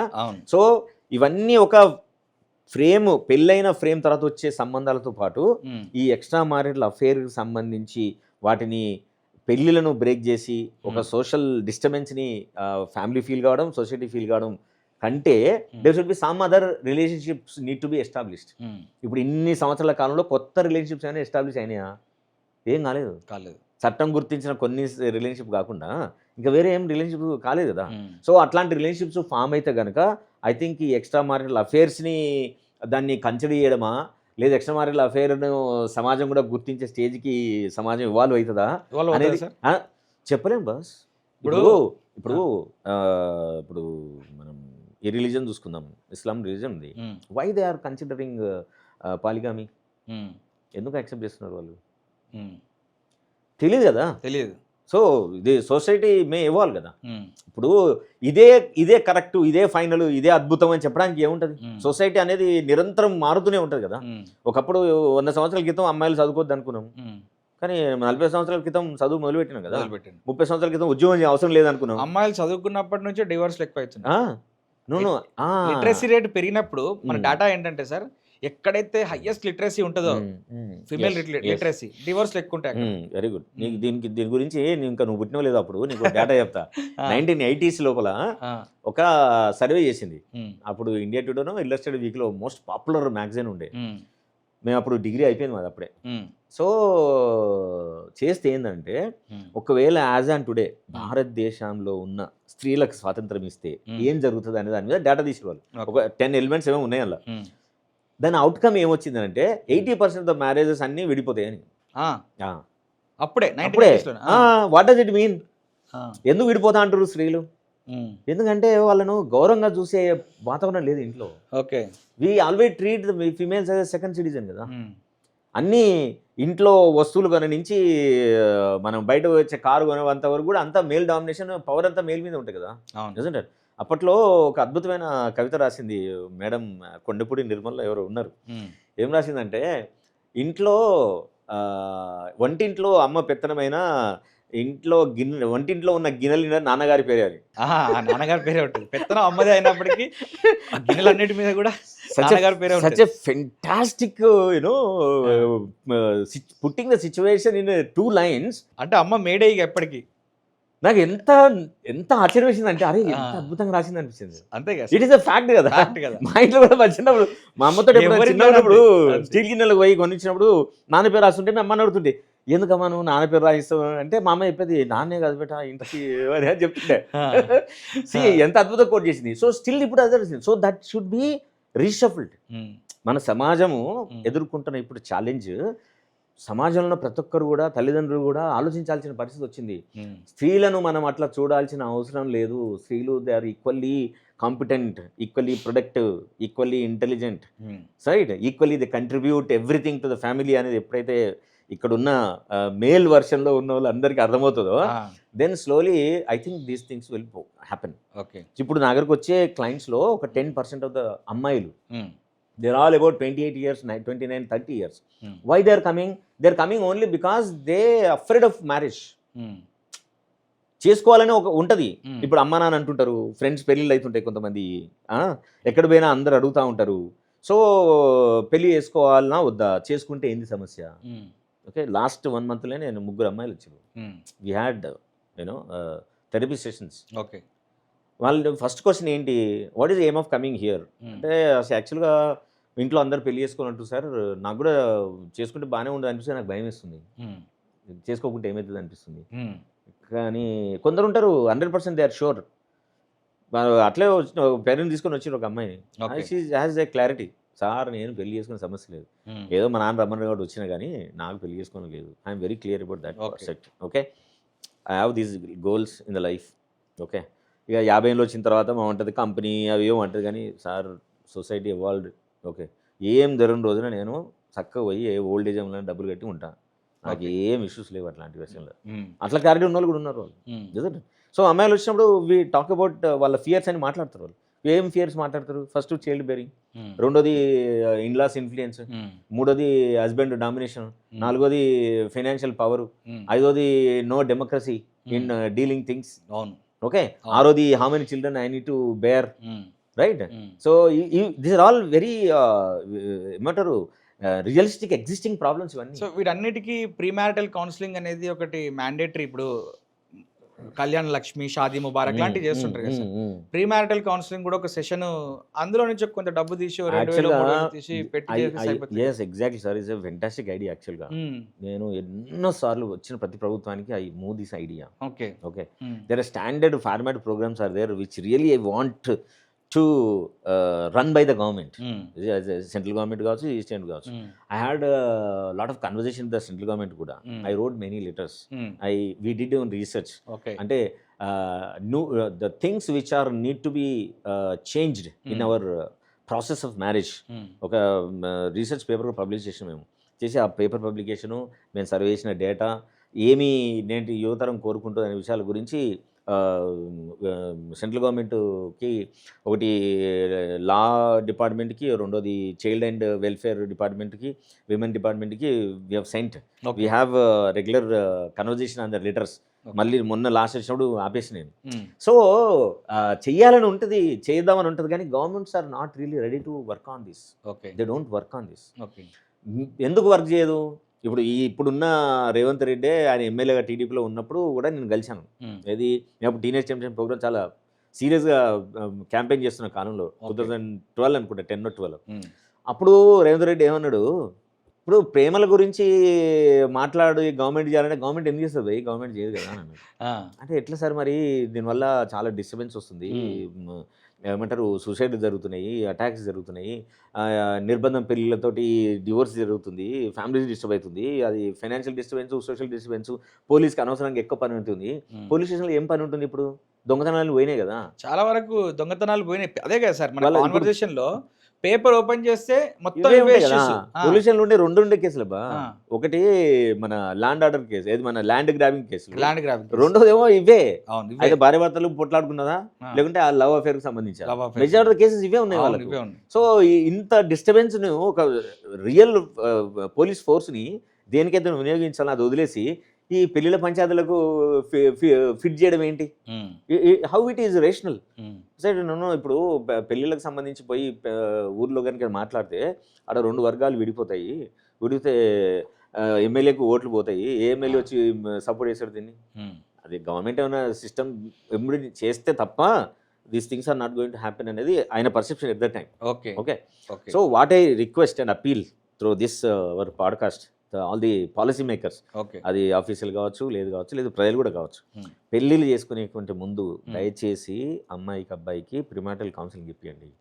ప్రిమారిటల్ కౌన్సిలింగ్ లోపల ఒక 5-6 అంశాలు చాలా సీరియస్గా కన్సిడర్ చేయాల్సిన విషయాలు ఉన్నాయి. ఒకటి, వాళ్ళ సెక్షువాలిటీ టెస్ట్ చేయించండి. రెండోది, వాళ్ళ మెంటల్ హెల్త్ చెక్ చేయించండి. మూడోది, వాళ్ళ ఏజ్కి సంబంధించి, వాళ్ళ ఏమంటారు సబ్జెక్టుకు సంబంధించి, చదివిన మార్కులకు సంబంధించి, చేసిన ఉద్యోగాలకు సంబంధించి క్లారిటీ ఇచ్చే విధంగా ప్రవర్తించండి. ఓకే, నాలుగోది, వాళ్ళు ఏ జీవితాన్ని కోరుకుంటున్నారు, ఇద్దరు అమ్మాయి కానీ అబ్బాయి కానీ, make it very authentic and put it on the paper, clear చేసుకోండి. అంతేగాని జాతకాలు చూసి జాతకాలు కలిస్తే పెళ్లి చేసుకోవచ్చానంటే ఎన్నో జాతకాలు చూసిన పెళ్ళిళ్ళన్నీ పెటకలు అయిపోయినాయి కేసులు. నిజంగా మీ నమ్మకాలు ఉంటే మీరు చేయండి, కానీ దాంతోపాటు you should also do this. ఎందుకంటే ఇవే నీ జీవితాన్ని నిర్ణయిస్తాయి. ఇదే మీరు ఇన్ని లక్షల కోట్ల డబ్బులు పెట్టి పెళ్లి చేసిన పెళ్ళిళ్ళు ముందుకు పోవాలంటే దీనివల్లనే సాధ్యమవుతుంది కదా. So these are the major crux things. మనం ఏవైతే చేయాలనో అవి వదిలేసి మనం ఓన్లీ ప్రాపగండ కోసమో ప్రొజెక్ట్ చేసిన కోసమో మన గొప్ప కోసమో మనం వీఆర్ డూయింగ్ ఇట్. అంటే అసలు ఐడియా నుంచి అనవసరమైన దానికి మనం షిఫ్ట్ అయిపోయాం. అవును, right. So now time has come to shift them, pull them okay, from the virtual world to the real world. Real world. అప్పుడే కుటుంబాలు కానీ ఇవి కానీ బాగుండడానికి అవకాశం. Sir, what is the right age for marriage? దీన్ని మనం 2 కోణాల్లో మనం చూడాలి. ఒకటి, how sexually human body is matured, that is number 1. రెండోది, how socially we wanted to conduct our life in to the future. Okay. Third, psychologically are you ready to accept the other person and also to accept the children in to your life. Okay. But what physiology చెప్తుంది అంటే, psychological and physiological conditions of human body ఏం చెప్తుందంటే, పుట్టి నుంచి 24 years వచ్చేంత వరకు నువ్వు రేషనల్గా డిసిషన్ తీసుకోగలిగే ఏరియా బ్రెయిన్లో ప్రీఫ్రంటల్ కార్టెక్స్ అంటాం, దిస్ ఏరియా. ఓకే. అది కంప్లీట్గా ఫామ్ కాదు 24 years. 24 years వరకు. ఓకే. సో 24 years కంప్లీట్గా ఫామ్ అవుతుంది. ఓకే. అప్పుడు you can take rational, practical, scientific, realistic decisions, so that అది నీ రాబోయే జీవితానికి చాలా ఉపయోగకరంగా ఉండేందుకు అవకాశం ఉంటుంది. ఓకే. ఈ ప్రేమించిన వాళ్ళు, ఈ టీనేజ్లో ప్రేమించిన వాళ్ళు కూడా వాట్ వీ సజెస్ట్ ఈజ్ 24 దాటిన తర్వాత, మీరు 18-19లో ఒకరు అంటే ఒకరు రిలేషన్షిప్లో ఉన్నారు, ఇమ్మీడియట్గా don't jump in to the marriage. Okay. Me courtship ఏది ఉందో కంటిన్యూ చేయండి. ఎప్పటివరకు కంటిన్యూ చేయాలా? టీనేజ్లో ఏంటంటే కనీసం 26-27 కంటిన్యూ చేయండి. 10 years మినిమం 5-6 years కోర్ట్షిప్ ఉండాలి. ఒక ఇద్దరు ప్రేమించుకున్న వాళ్ళు పెళ్లి చేసుకోవాలి అనుకుంటే. ఎందుకు అని అంటే, ఇద్దరు వ్యక్తులు ప్రేమలో ఉన్నాము అని అంటే, ఆ జర్నీ మేము పెళ్లి చేసుకుందామనే కండిషన్ను 18-19 సంవత్సరాలు నిర్ణయించుకుని అనుకోండి, గ్యారంటీ ఆ పెళ్లి is going to have trouble. ఎందుకు? నువ్వు నిర్ణయం తీసుకున్నావు, right, you try to fulfil it. అది equal to the arrange marriage కదా. అవును. సో అరేంజ్ మ్యారేజ్లో ఐడియాకి ఎప్పుడైతే నువ్వు ఫ్రేమ్లో ఫిట్ అవుతావో, అరేంజ్ మ్యారేజ్లో ఉండే ఏ సమస్యలు ఉంటాయో అన్నీ ఈ పెళ్ళిళ్ళు కూడా వచ్చేస్తాయి. ఓకే. కాబట్టి అట్లాంటి ఛాలెంజెస్, సమస్యలు ఏవి రాకుండా ఉండాలంటే first you try to make out A better relationship. So అమ్మాయి అయినా అబ్బాయి అయినా సార్, పెళ్లి చేసుకునేటప్పుడు వాళ్ళు క్రాస్ చెక్ చేసుకోవాల్సిన 1-10 సార్లు. ఎందుకంటే what I firmly believe is, మనిషి జీవితంలో 3 ఇంపార్టెంట్ ఫేజెస్ ఉంటాయి. ఒకటి పుట్టడం, ఒకటి చావటం, మధ్యలో పెళ్లి. ఈ డిగ్రీలు, డబ్బు, సంపాదన, స్టాక్స్, రియల్ ఎస్టేట్ ఇవన్నీ కూడా ఫేక్. ఇవన్నీ వస్తాయి పోతాయి, అందరికి ఉంటాయి. సో ఈ పెళ్లి అనేది చాలా ఇంపార్టెంట్ స్టెప్. సో ఈ పెళ్లి చేసుకునే క్రమంలో ఎలాంటి పాయింట్స్ని కన్సిడర్ చేయాలి? పెళ్లి చేసుకోవాలనుకున్నప్పుడు ఫస్ట్ అమ్మాయి అబ్బాయిగా నిజంగానే ప్రేమించుకునేది అనుకుందాం. ఓకే. ఫస్ట్ వాళ్ళకు క్వశ్చన్ వేసుకోవాలా, మన ఈ ప్రేమ ఇది ఇద్దరికి కూడా సమాన స్థాయి లోపల మనకు ప్లెజర్ ఇస్తుందా? మనం నిజంగానే మనం ఇద్దరము అంతే కంపాన్షిప్ మనం కోరుకుంటున్నాం. ఓకే. మనం ప్రేమించుకున్నాము అనే బ్రాండ్ మన సరౌండింగ్స్ నుంచి వచ్చినందుకు మనం దాన్ని హోల్డ్ చేస్తున్నామా? రైట్. ఒకసారి ప్రేమించిన వ్యక్తిని జీవితాంతం మనం ప్రేమించాల్సిందే, ఒకసారి మనం ఐ లవ్ యూ చెప్పిన తర్వాత ఇంకోళ్ళకి ఎట్ట చెప్తాము అని ఇట్లాంటి అన్కన్వెన్షనల్ థాట్ ప్యాటర్న్ తోటి మనం ఏమైనా క్యారీ అవుతున్నామా? సినిమాలు చూసి మనిషి జీవితానికి ఒక్కలే ఇలాంటి స్టీరియోటైపిక్ పర్సనాలిటీలో మనం ఏమైనా ఫిట్ అయిపోయి మనం అది ప్రేమ కాకున్నా సరే మనం ప్రేమ అనుకొని మనం అభిపెట్టుకుంటున్నామా? These are the major important questions they need to raise. ఒకవేళ ప్రేమించినే అయితే ఎందుకు పెళ్లి చేసుకోవాలనుకుంటున్నాం? ప్రేమించడం వేరు, పెళ్లి చేసుకోవడం వేరు, రెండు ఒకటి కాదు. అన్ఫార్చునేట్లీ ఏంటంటే చాలామంది పెళ్ళైన తర్వాత ట్రబుల్ చేసే ప్రేమికులందరూ కూడా ప్రాబ్లం ఏమొస్తుందంటే ఇదే వస్తుంది. ఎందుకు పెళ్లి చేసుకున్నప్పుడు అంటే ప్రేమించుకొని ఒక 4-5 సంవత్సరాలు కలిసి ప్రయాణం చేసినప్పుడు దే ఏబుల్ టు అండర్స్టాండ్ ఏంటి వాట్ ఆర్ ద కంపాటబిలిటీ మనకు ఉంది అనేది తెలుస్తుంది. వీఆర్ నాట్ కంపాటబిలిటీ అని వాళ్ళకి అర్థమవుతుంది. అయినా ఎందుకు పెళ్లి చేసుకుంటారు? Because social conditioning and stereotypic thinking. ప్రేమించుకున్న వాళ్ళు పెళ్లి చేసుకోకూడదు, అమ్మ ఇది జరగటం లేదు, ఇది జరగదు అని విత్డ్రా అయిన వాళ్ళకు నిజంగా మనం కంగ్రాచులేషన్ చెప్పాలా? ఓకే. ఎందుకంటే పెళ్ళైన తర్వాత గ్యారెంటీ అదే జరుగుతుంది. సో అందుకోసమే కొన్ని పాపులారిటీ చేయడానికి రెడీగా ఉంటారు కదా చాలా మంది, ప్రేమించి పెళ్లి చేసుకుంటే. చూసినావా? ప్రేమించుకొని పెళ్లి చేసుకోవద్దని చెప్తే ఉన్నారా? అంటారు. చూడండి ఎంత చూడు. మొన్ననే మా ఫ్రెండ్ వాళ్ళ పెళ్ళైంది, సంవత్సరం కూడా కాలేదు, విడిపోయింది. కాబట్టి పెళ్ళిళ్ళు కాదు, మనం సంప్రదాయంగా మనం అరేంజ్ మ్యారేజ్ చేస్తేనే కరెక్ట్ ఫిట్ అవుతుంది అని అనుకుంటారు. ఇవన్నీ సూపర్ఫిషియల్ సర్ఫేస్ స్టడీస్. మీరు పోలీస్ స్టేషన్లోకి వెళ్ళి మీరు డేటా తీస్తే, మన ఏంది ఫ్యామిలీ కోర్టులోకి వెళ్ళి డేటా తీస్తే మీకు అర్థమవుతుంది ఏ పెళ్లి కానీ ఈ సమస్యలు ఉన్నాయని. ఓకే. ఎందుకు సమస్య ఉన్నాయి అంటే పెళ్ళికి కావలసిన బేసిక్ రిక్వైర్మెంట్స్ ఏంటి, పెళ్ళైన తర్వాత కలిసి జీవించాలనుకున్నప్పుడు ఇద్దరు వ్యక్తుల మధ్య ఎట్లాంటి ఇంటర్పర్సనల్ స్కిల్స్ ఉన్నాయి, తర్వాత పెళ్లి చేసుకున్న తర్వాత మనం ఆ అబ్బాయి తరఫున అమ్మాయి తరఫున వచ్చే కుటుంబ సభ్యుల్ని మనం వీళ్ళందరినీ యాక్సెప్ట్ చేసే స్టేట్ ఆఫ్ మైండ్ మనకు ఉందా లేదా, పెళ్లి చేసుకున్న తర్వాత మన ఇంట్లో మనం అబ్బాయి కానీ అమ్మాయి కానీ ప్లే చేయాల్సిన రోల్స్ ఏంటి, మనం రాబోయే కాలం లోపల మన ప్రొఫెషనల్ లైఫ్ని ఎట్లా ముందు తీసుకెళ్లాలనుకుంటున్నాము, మన పేరెంట్స్ యొక్క రోలు మన జీవితాల్లో ఎంతవరకు ఉంచాలనుకుంటున్నాము, మన స్నేహితులు మన జీవితంలో ఎంత ఉంచాలనుకుంటున్నాం, మన సోషల్ మీడియాను మనం ఎంతవరకు ఉపయోగించుకోవాలనుకుంటున్నాం, మన ప్రైవసీ మెయింటైన్ చేసే ఇష్యూస్ ఏవైతే ఉంటే కనుక ఆ ప్రైవసీని మన ఇద్దరం షేర్ చేసుకోవాలనుకుంటున్నామా, మనం ఉంచుకోవాలనుకుంటున్నామా, తర్వాత మనం ఫైనాన్షియల్ డీలింగ్స్ అనేది అది ఇద్దరి కలయికలతో ఏర్పరచుకోవాలన్నా, లేకుంటే ఫైనాన్షియల్ ఎవరి వాళ్ళే చూసుకొని మనకు అవసరమైన కాడికి మనం ఉపయోగించుకొని మన జీవితం నడిపించాలనుకుంటున్నామా, మనం ఎంత డబ్బును మన పేరెంట్స్కి ఇవ్వాలనుకుంటున్నాం, ఎంత డబ్బుని అకౌంటబిలిటీ లేకుండా మనం సంపాదించాలో మనమే ఖర్చు పెట్టాలని మనం కోరుకుంటున్నాం. So ఇవర్ all very very important aspects. Okay, ఇవన్నీ మనిషి జీవితంలో పెళ్ళైన తర్వాత డిస్టర్బెన్స్ చేసే పనులు ఇవే.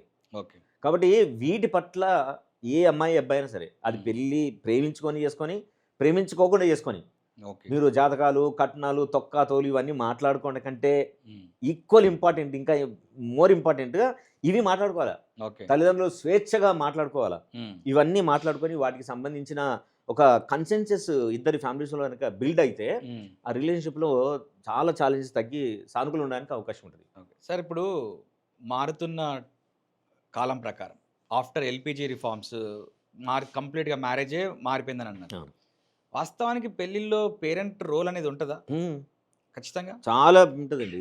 ఎంత తెలియకుండా ఎంత సటిల్గా ఉంటుందంటే, అంటే ప్రీవియస్ జనరేషన్స్లో ఉన్నది okay, successful marriages and Indian marriage system is one of the ideal examples.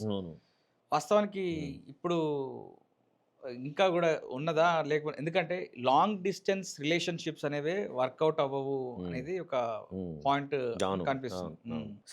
ఇప్పటికి కూడా పెళ్లి చేసుకుని ప్రేమించి పెళ్లి చేసుకున్న కపుల్స్లో కూడా ఎందుకు అంతరాలు ఎక్కువ వస్తాయి అంటే the role of the parents is very high. Okay, ఎట్లా? ఫర్ ఎగ్జాంపుల్ చిన్న విషయం చెప్తాను. ఇప్పుడు వీడు ఇంట్లో ఉన్నప్పుడు పొద్దున్న లేచి బ్రేక్ఫాస్ట్ చేస్తాడు, వీళ్ళ అమ్మ చేసి పెడుతుంది, వాడు తింటాడు, ఉరుకుతాడు, ఆఫీస్కి వెళ్తాడు. పెళ్ళైన తర్వాత ఈ అమ్మాయి పొద్దున్న లేవదు. ఇప్పుడు సోషల్ నామ్ ఏంటి? ఏ 30 years ఎవడున్నా కానీ 6కి లేవడం అనేది impossible, unless and otherwise there is a great demand from the office అయితే తప్ప లేవరు వాళ్ళు. అన్ని ఎన్నింటికి లేస్తారు? 9 o'clock లేస్తారు. 9 o'clock లేస్తారు. అమ్మాయి కానీ అబ్బాయి కానీ ఎవరు 30s ఉన్న వాళ్ళు ఎవరైనా సరే వాళ్ళు 9 o'clock లేస్తారు. ఇప్పుడు ఈ నామ్ని పేరెంట్ ఎట్లా చూస్తాడు? అబ్బాయి లేవడం ఓకే, అమ్మాయి ఎట్లా లేస్తుంది? అమ్మాయి లేవద్దు కదా అట్లా. అంటే ఇప్పుడు కుటుంబాన్ని ఎవరు చూడాలి? చూడడం అంటే ఏంటి? పొద్దునేసి వంట చేయడం కదా. ఎవరు చేయాలి వంట? Right. See from there it starts. Okay. So ఇప్పుడు ఏమంటాడు హస్బెండ్?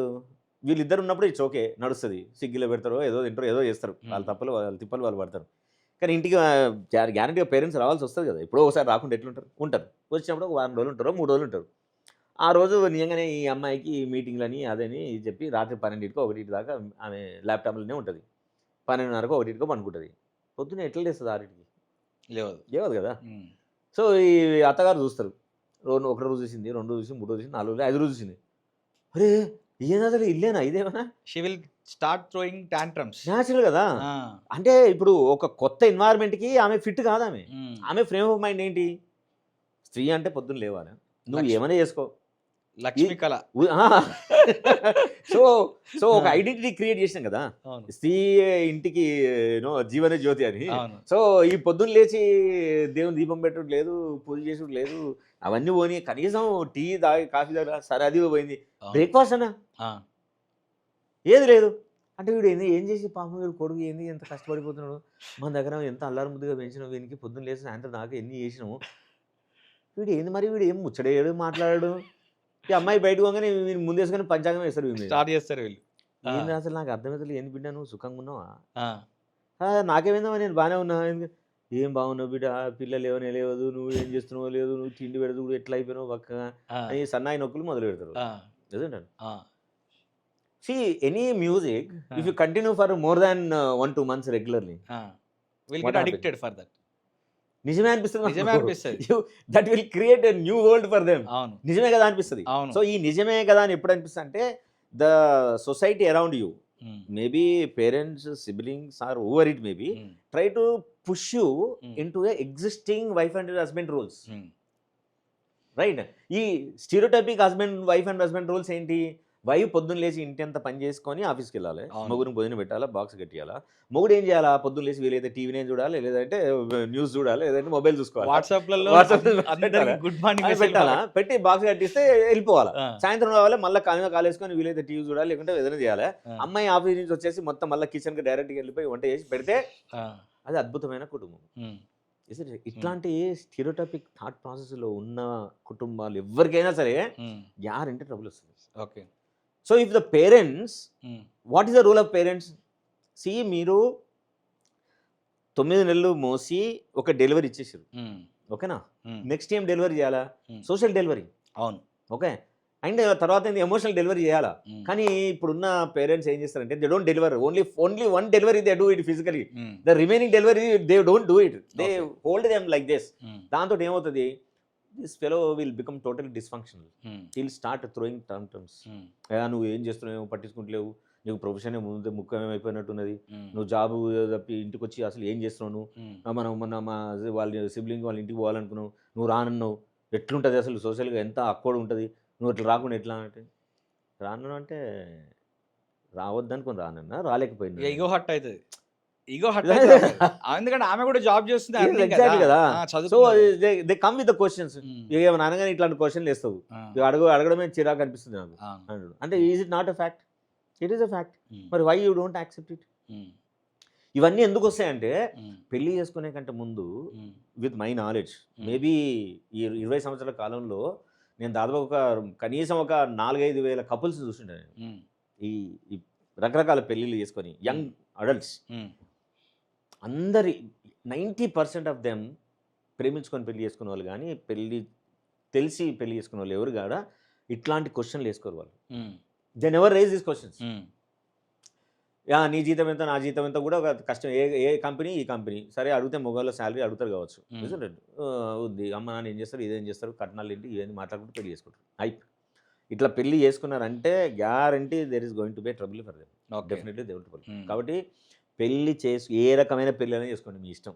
కానీ పెళ్లి చేసుకునే ముందు మిగతా వాటికంటే ఎక్కువ ఇవే ఒక కప్పుల యొక్క జీవితాన్ని డిస్టర్బ్ చేస్తాయి, అయోమయం చేస్తాయి, ఆందోళన తీసుకొస్తుంది. దీనివల్ల మనకు చాలా పెయిన్ క్రియేట్ అవుతుంది. కాబట్టి first and foremost important thing, మీరు దీని మీద క్లారిటీ తెచ్చుకోండి. మీ ఇద్దరు తెచ్చుకోవడం ఒకటి కాదు. Let this question should be put in front of both the parents. Let whole family knows about it.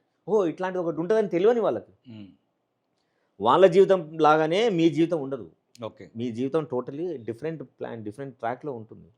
కాబట్టి పెళ్లి చేసుకోవాలనుకున్న వాళ్ళు, ఇప్పుడే కొత్తగా పెళ్ళైన వాళ్ళు ఎవరైనా సరే వీటి గురించి కుటుంబం మధ్యలో చర్చించుకొని ఒక నామ్ పెట్టుకుంటే life become more better.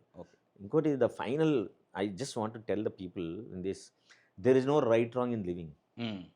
Okay. మన జీవితం ఎట్లుంటే బాగుంటుందో అట్లా ఉంచుకోవడానికి ప్రయత్నం చేయండి. ఓకే. ఈ రైట్ మోడ్ ఫ్రేమ్ పెట్టుకొని మనని మనం అలా ఫిట్ చేసుకొని ట్రై చేస్తే ఆ ఫ్రేమ్ మనకు కంపాటబుల్ కాదు. కాని ఫ్రేమ్ తీసుకొచ్చి పెట్టుకుంటే ఎట్లయితుంది? పొద్దున్నే 6కి లేవాలి, నువ్వు రాత్రంతా పని చేస్తావు, పొద్దున్న 6కి ఎట్లా లేస్తావు? లేవను. ఈస్ ఇంపాసిబుల్ కదా. ఫజీ హెడ్తో ఉంటాం కాబట్టి లేవలేవు. లేనప్పుడు ఆ రూల్ ఎట్లా పనిచేస్తుంది నీకు? కరెక్ట్. నువ్వు you are working under special conditions, కాబట్టి అలా పనిచేయదు. కాబట్టి ఇట్లాంటి నామ్స్ అనేది తీసి గట్టున పెట్టి మీరు జీవించడానికి కావాల్సిన నామ్స్ ఏంటి, okay, you both discuss, okay, come to a common platform, okay, convey same thing to your families, okay, so that they don't come and scratch your back. Sir, ఇప్పుడు ఈ మ్యారేజ్ గురించి ఒకప్పుడు 90s ఎరాలో చూసుకున్నప్పుడు, అంటే 1920s ఆ టైంలో చూసుకున్నప్పుడు life expectancy in India was almost 30 years 40 years ఉన్నది. కానీ ఇప్పుడు లైఫ్ ఎక్స్పెక్టెన్సీ అనేది జీవన ప్రమాణాలు పెరిగినాయి కాబట్టి 80 years వరకు వచ్చింది. ఇప్పుడు 69 70కి ఉంది ఇండియాలో ఇప్పుడు ప్రస్తుతం. జపాన్ లాంటి కంట్రీస్లో మోర్ దెన్ 100కి వెళ్ళిపోయింది. అయితే ఇక్కడ ఏమైంది అంటే జపాన్ లాంటి దేశంలో మ్యారేజ్ అనేది ఒక రిడండెంట్ కాన్సెప్ట్ అయిపోయింది. They are disinterested in marriage, they are disinterested in relationships, they are disinterested in sex. Work culture ఎక్కువ ఉంటుంది, వాళ్ళ సైకాలజీ ఏందో మరి అర్థం కాదు. అయితే ఇక్కడ మారుతున్నటువంటి క్యాపిటలిస్టిక్ సొసైటీలో, ఒకప్పుడు మన అగ్రికల్చరల్ సొసైటీ, అప్పుడు లైఫ్ స్పాన్ కూడా తక్కువ కదా. అవును. అప్పుడు తక్కువ ఉన్నప్పుడు ఏంటంటే ఎర్లీగా పెళ్లి చేసుకునే వాళ్ళు, ఉమ్, ఎర్లీగా పిల్లల్ని కనేవాళ్ళు, అవును. ఎర్లీగా సెటిల్ అయ్యేవాళ్ళు. 50 సంవత్సరాలు అంటే ముసలితనం అప్పట్లో. ఇప్పుడు అవును. 50 సంవత్సరాలు అంటే యంగ్. Yeah, ఈ yeah. రోజుని కూడా చూస్తే 70 ఏళ్ళకు యంగ్ ఉంటారు వాళ్ళు, Yes, మంచిగా yes, నీట్ గా. yes. ఒకవేళ బట్టతలు వచ్చినా కూడా విగ్ పెట్టుకొని మంచిగా నీట్ గా వస్తుంటారు. 80 ఇయర్స్ ఆ టైం వరకు కూడా వస్తుంటారు. నా క్వశ్చన్ ఏంటి అని అంటే, ఇక్కడ పెళ్లి అనేది భవిష్యత్తులో ఇండియాలో కూడా రిడెండెంట్ కాన్సెప్ట్ అవ్వబోతుందా ఈ మారుతున్న టెక్నాలజీతో? ఎందుకనంటే ఒక మనిషిని తనను తాను ఫిజికల్గా కానీ మెంటల్గా కానీ సాటిస్ఫై చేసుకోవడానికి ఎంతో టెక్నాలజీ వచ్చేసింది. టెక్నాలజీ అవును. విపరీతంగా వచ్చేసింది. అవును. ఒక మనిషి ఇవ్వలేని స్వావలంబన ఒక రోబో తనని ప్రేమించి తనకు కావాల్సినటువంటి మాటలు పొగుడుతలు అన్నీ ఇవ్వచ్చు. అవును. అవును. ఒక మనిషి ఇవ్వలేని సెక్షువల్ గ్రాటిఫికేషన్ ఒక రోబో ఇవ్వచ్చు, లేదా ఆ డివైస్లు ఇవ్వచ్చు, ఏవైనా కావచ్చు, Yeah, yeah, yeah. ఇవ్వచ్చు. Mm, so mm. ఫ్యూచర్లో పెళ్ళి అనేది ఒక 50 ఇయర్స్ తర్వాత కావచ్చు, Yes, yes, ఏమైనా yes. Yeah. డిస్టర్బ్ అయ్యే అవకాశం ఉంది Yeah. కంప్లీట్గా. See, first I'll talk about Japan. Okay. Last year, July lo, I visited Japan. Okay. I was there for 10 days. Okay. I was invited to give my talk, my Mm. research paper.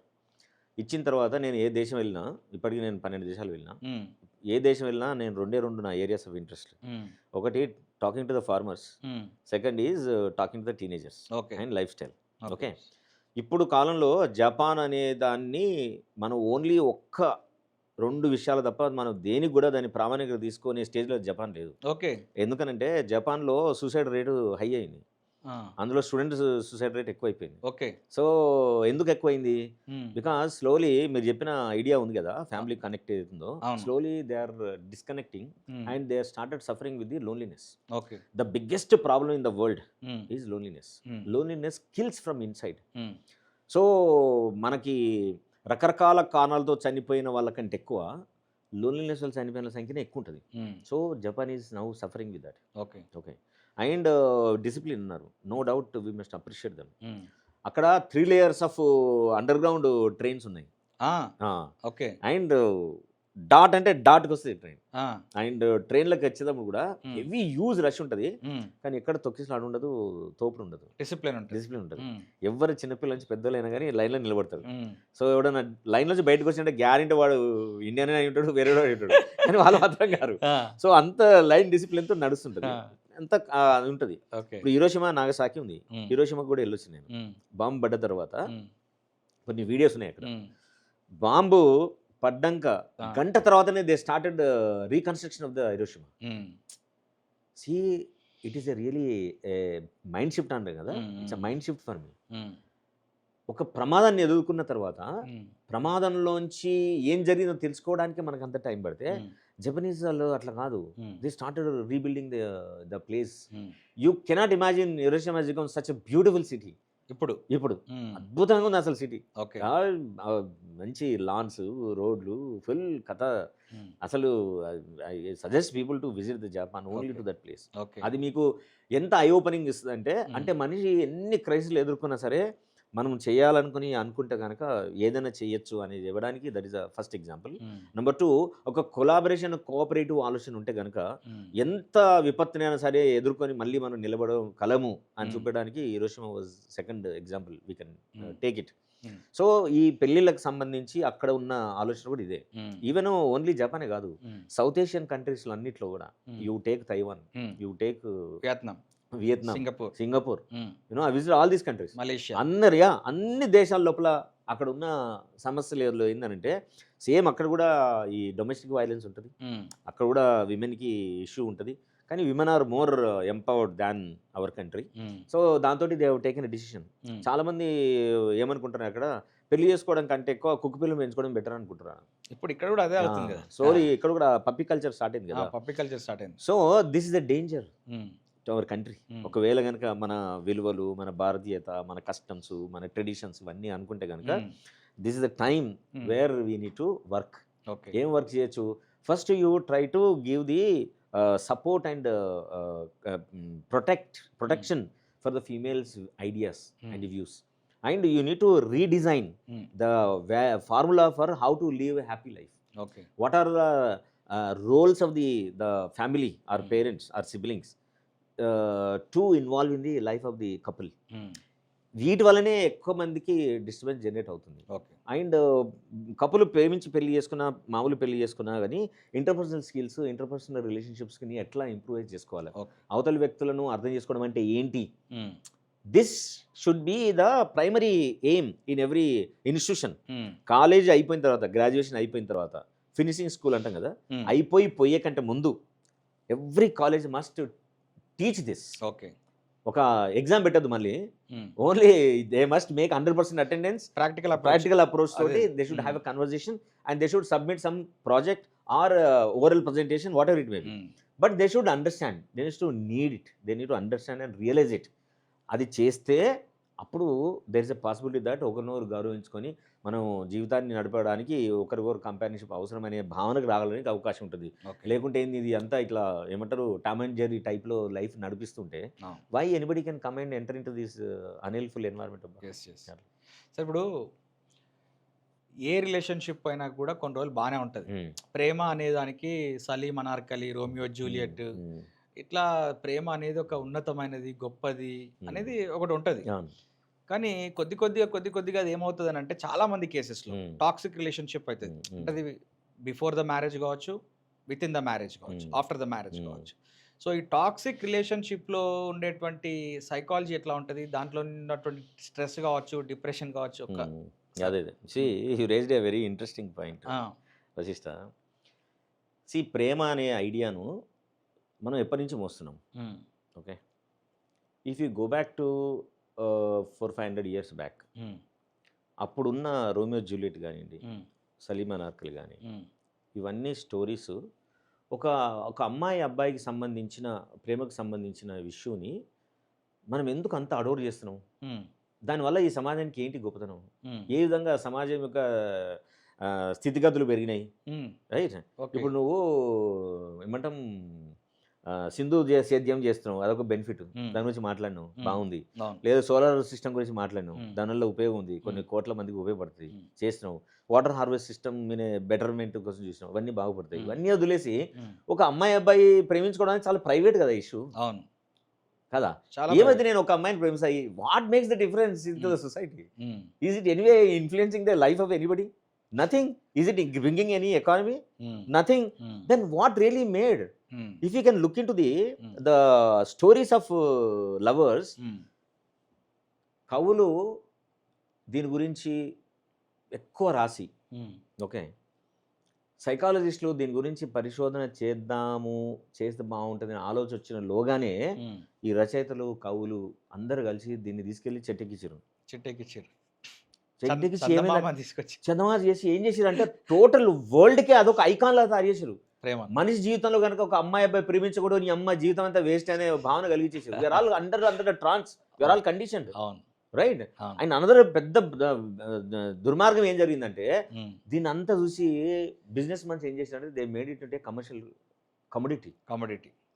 Now love is only the biggest ever ఏమంటాం business చేసే కమోడిటీగా మార్చేసింది దాన్ని. Okay, you know in the world 1 lakh crores of dollars business is being done in the name of love. Yes sir. Telugu cinema ఇండస్ట్రీలో కూడా 100 సినిమాలు release అయితే 90 సినిమాలు ప్రేమ గురించి ఉంటాయి. ప్రేమలోనే ఓన్లీ సినిమా ఒకటే కాదు, సినిమా, పాటలు, డ్రెస్సులు, గ్రీటింగ్ కార్డ్స్, గిఫ్ట్లు, ఓకే, అండ్ దానికి సంబంధించిన వీడియోలు, దానికి సంబంధించిన ఫోటోలు, ఎంత బిజినెస్ జరుగుతుంది చూడండి. సో ప్రేమకు సంబంధించి ప్రపంచంలో one of the most popular psychologist ఉండు స్టెన్బర్గ్ అని, హీ ప్రపోజ్డ్ ఎ థియరీ. ఒక ఇద్దరు అమ్మాయి అబ్బాయి ప్రేమించుకుంటే వాళ్ళిద్దరి మధ్య ఉండాల్సిన 3 ఎలిమెంట్స్ చెప్పినాను: passion, intimacy, commitment. These are the 3 most important elements. ఇద్దరు వ్యక్తుల మధ్య, అమ్మాయి అబ్బాయి మధ్య కూడా సమాన పాలలో ఉందనుకోండి, అప్పుడు you can claim that is a love. Indian ఇప్పుడు అమెరికన్ కాంటెక్స్లో, వెస్ట్రన్ కాంటెక్స్లో చూసుకున్నప్పుడు అక్కడ parents they are worried that their children whether they are straight or not. అక్కడ ఏమవుతుంది అని అంటే most of the people sexual ఓరియంటేషన్లో అలైన్మెంట్ మిస్ అవుతుంది. అక్కడ ఎప్పుడైతే ఇక్కడ ఇండియన్ కాంటెక్స్లో ఒక అమ్మాయి ఒక అబ్బాయిని లవ్ చేయడమో లేకుంటే ఒక అబ్బాయి ఒక అమ్మాయి ప్రేమలో పడటమో అనే విషయం ఈ తల్లిదండ్రులకు తెలిస్తే ఇక వీళ్ళు వెళ్ళి హానర్ కిల్లింగ్స్కి వెళ్తారు డైరెక్ట్, అవును అవును చంపేస్తారు. అవును. అదే అమెరికన్ కాంటెక్స్లో వాళ్ళ పేరెంట్స్కి తెలిస్తే వాళ్ళు చాలా హ్యాపీగా ఫీల్ అవుతారంట. అవును ఎందుకనంటే అమ్మో మావాడు ఇట్లా కాలేదు అని చెప్పేసి ఈ స్ట్రైట్ అనే విషయం అర్థమవుతుంది కాబట్టి at the age of 14 or 15.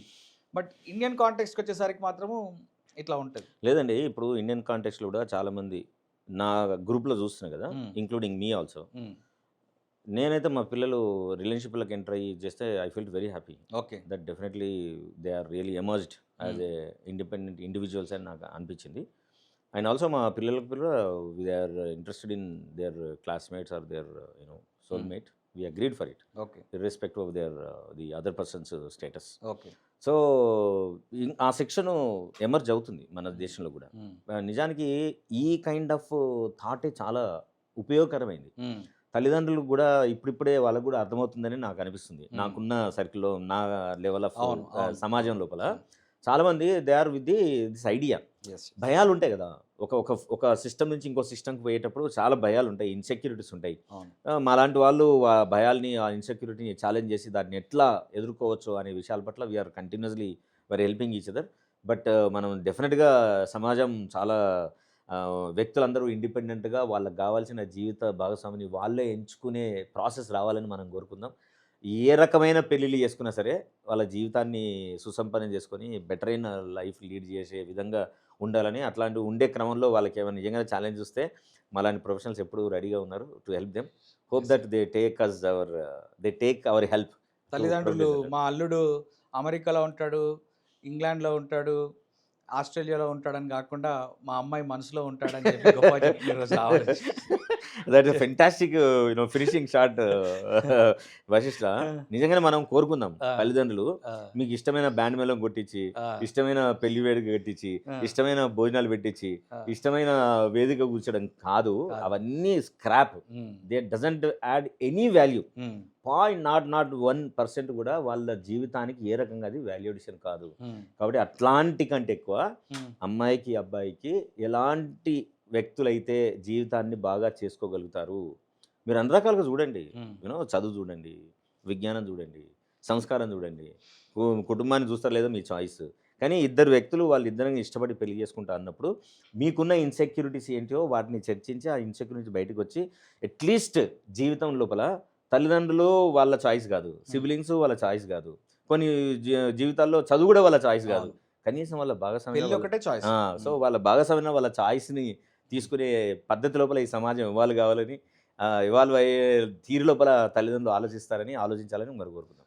Hope ఈ వీడియో చూసినటువంటి పాడ్కాస్ట్ వీడియో చూసినటువంటి యువతి యువకులు కావచ్చు, తల్లిదండ్రులు కావచ్చు, ఇంకెవరైనా కావచ్చు, వాళ్ళు మీ సజెషన్ ఒక ఎక్స్పర్ట్ అడ్వైస్ని తీసుకొని ఖచ్చితంగా వాళ్ళ లోపల ఒకవేళ ఇంతకుముందు ప్రీ కన్సీవ్డ్ నోషన్స్ ఏమైనా ఉంటే మారుతారని చెప్పి ఆశిస్తున్నాం sir. Thank you sir. Thank you very much sir. మనం చాలా వ్యాలిడ్ క్వశ్చన్స్ని ప్రస్తుతం కాంటెంపరీ ఇండియన్ సొసైటీ ఫేస్ చేస్తున్నటువంటి యూత్ ప్రాబ్లమ్స్ గురించి వీటన్నిటి గురించి డిస్కస్ చేసినాం. Thank you so much sir. So next సెషన్లో మనము లవ్ అండ్ ఇట్స్ కాన్సిక్వెన్సెస్ వాటి గురించి డిస్కస్ చేద్దాం. Thank you sir. Thank you Vishishta sir. ఇలా మీరు వేసిన క్వశ్చన్స్ కూడా they are all really very intriguing and also in depth. I think we have shared good amount of the information. So మనం ఏం మాట్లాడినా కూడా అది మన ఒపీనియన్స్ కాదు, it was totally researched content మనం మాట్లాడినాం ఈ రోజున. ఐ థింక్ ప్రేక్షకులందరూ కూడా ఉపయోగంగా ఉంటుందని అనుకుంటున్నాను. థ్యాంక్ యూ వెరీ మచ్ విశిష్ట. We really enjoyed and our team also enjoyed a lot. Hope whole people who watch it definitely they enjoy this. Yes sir.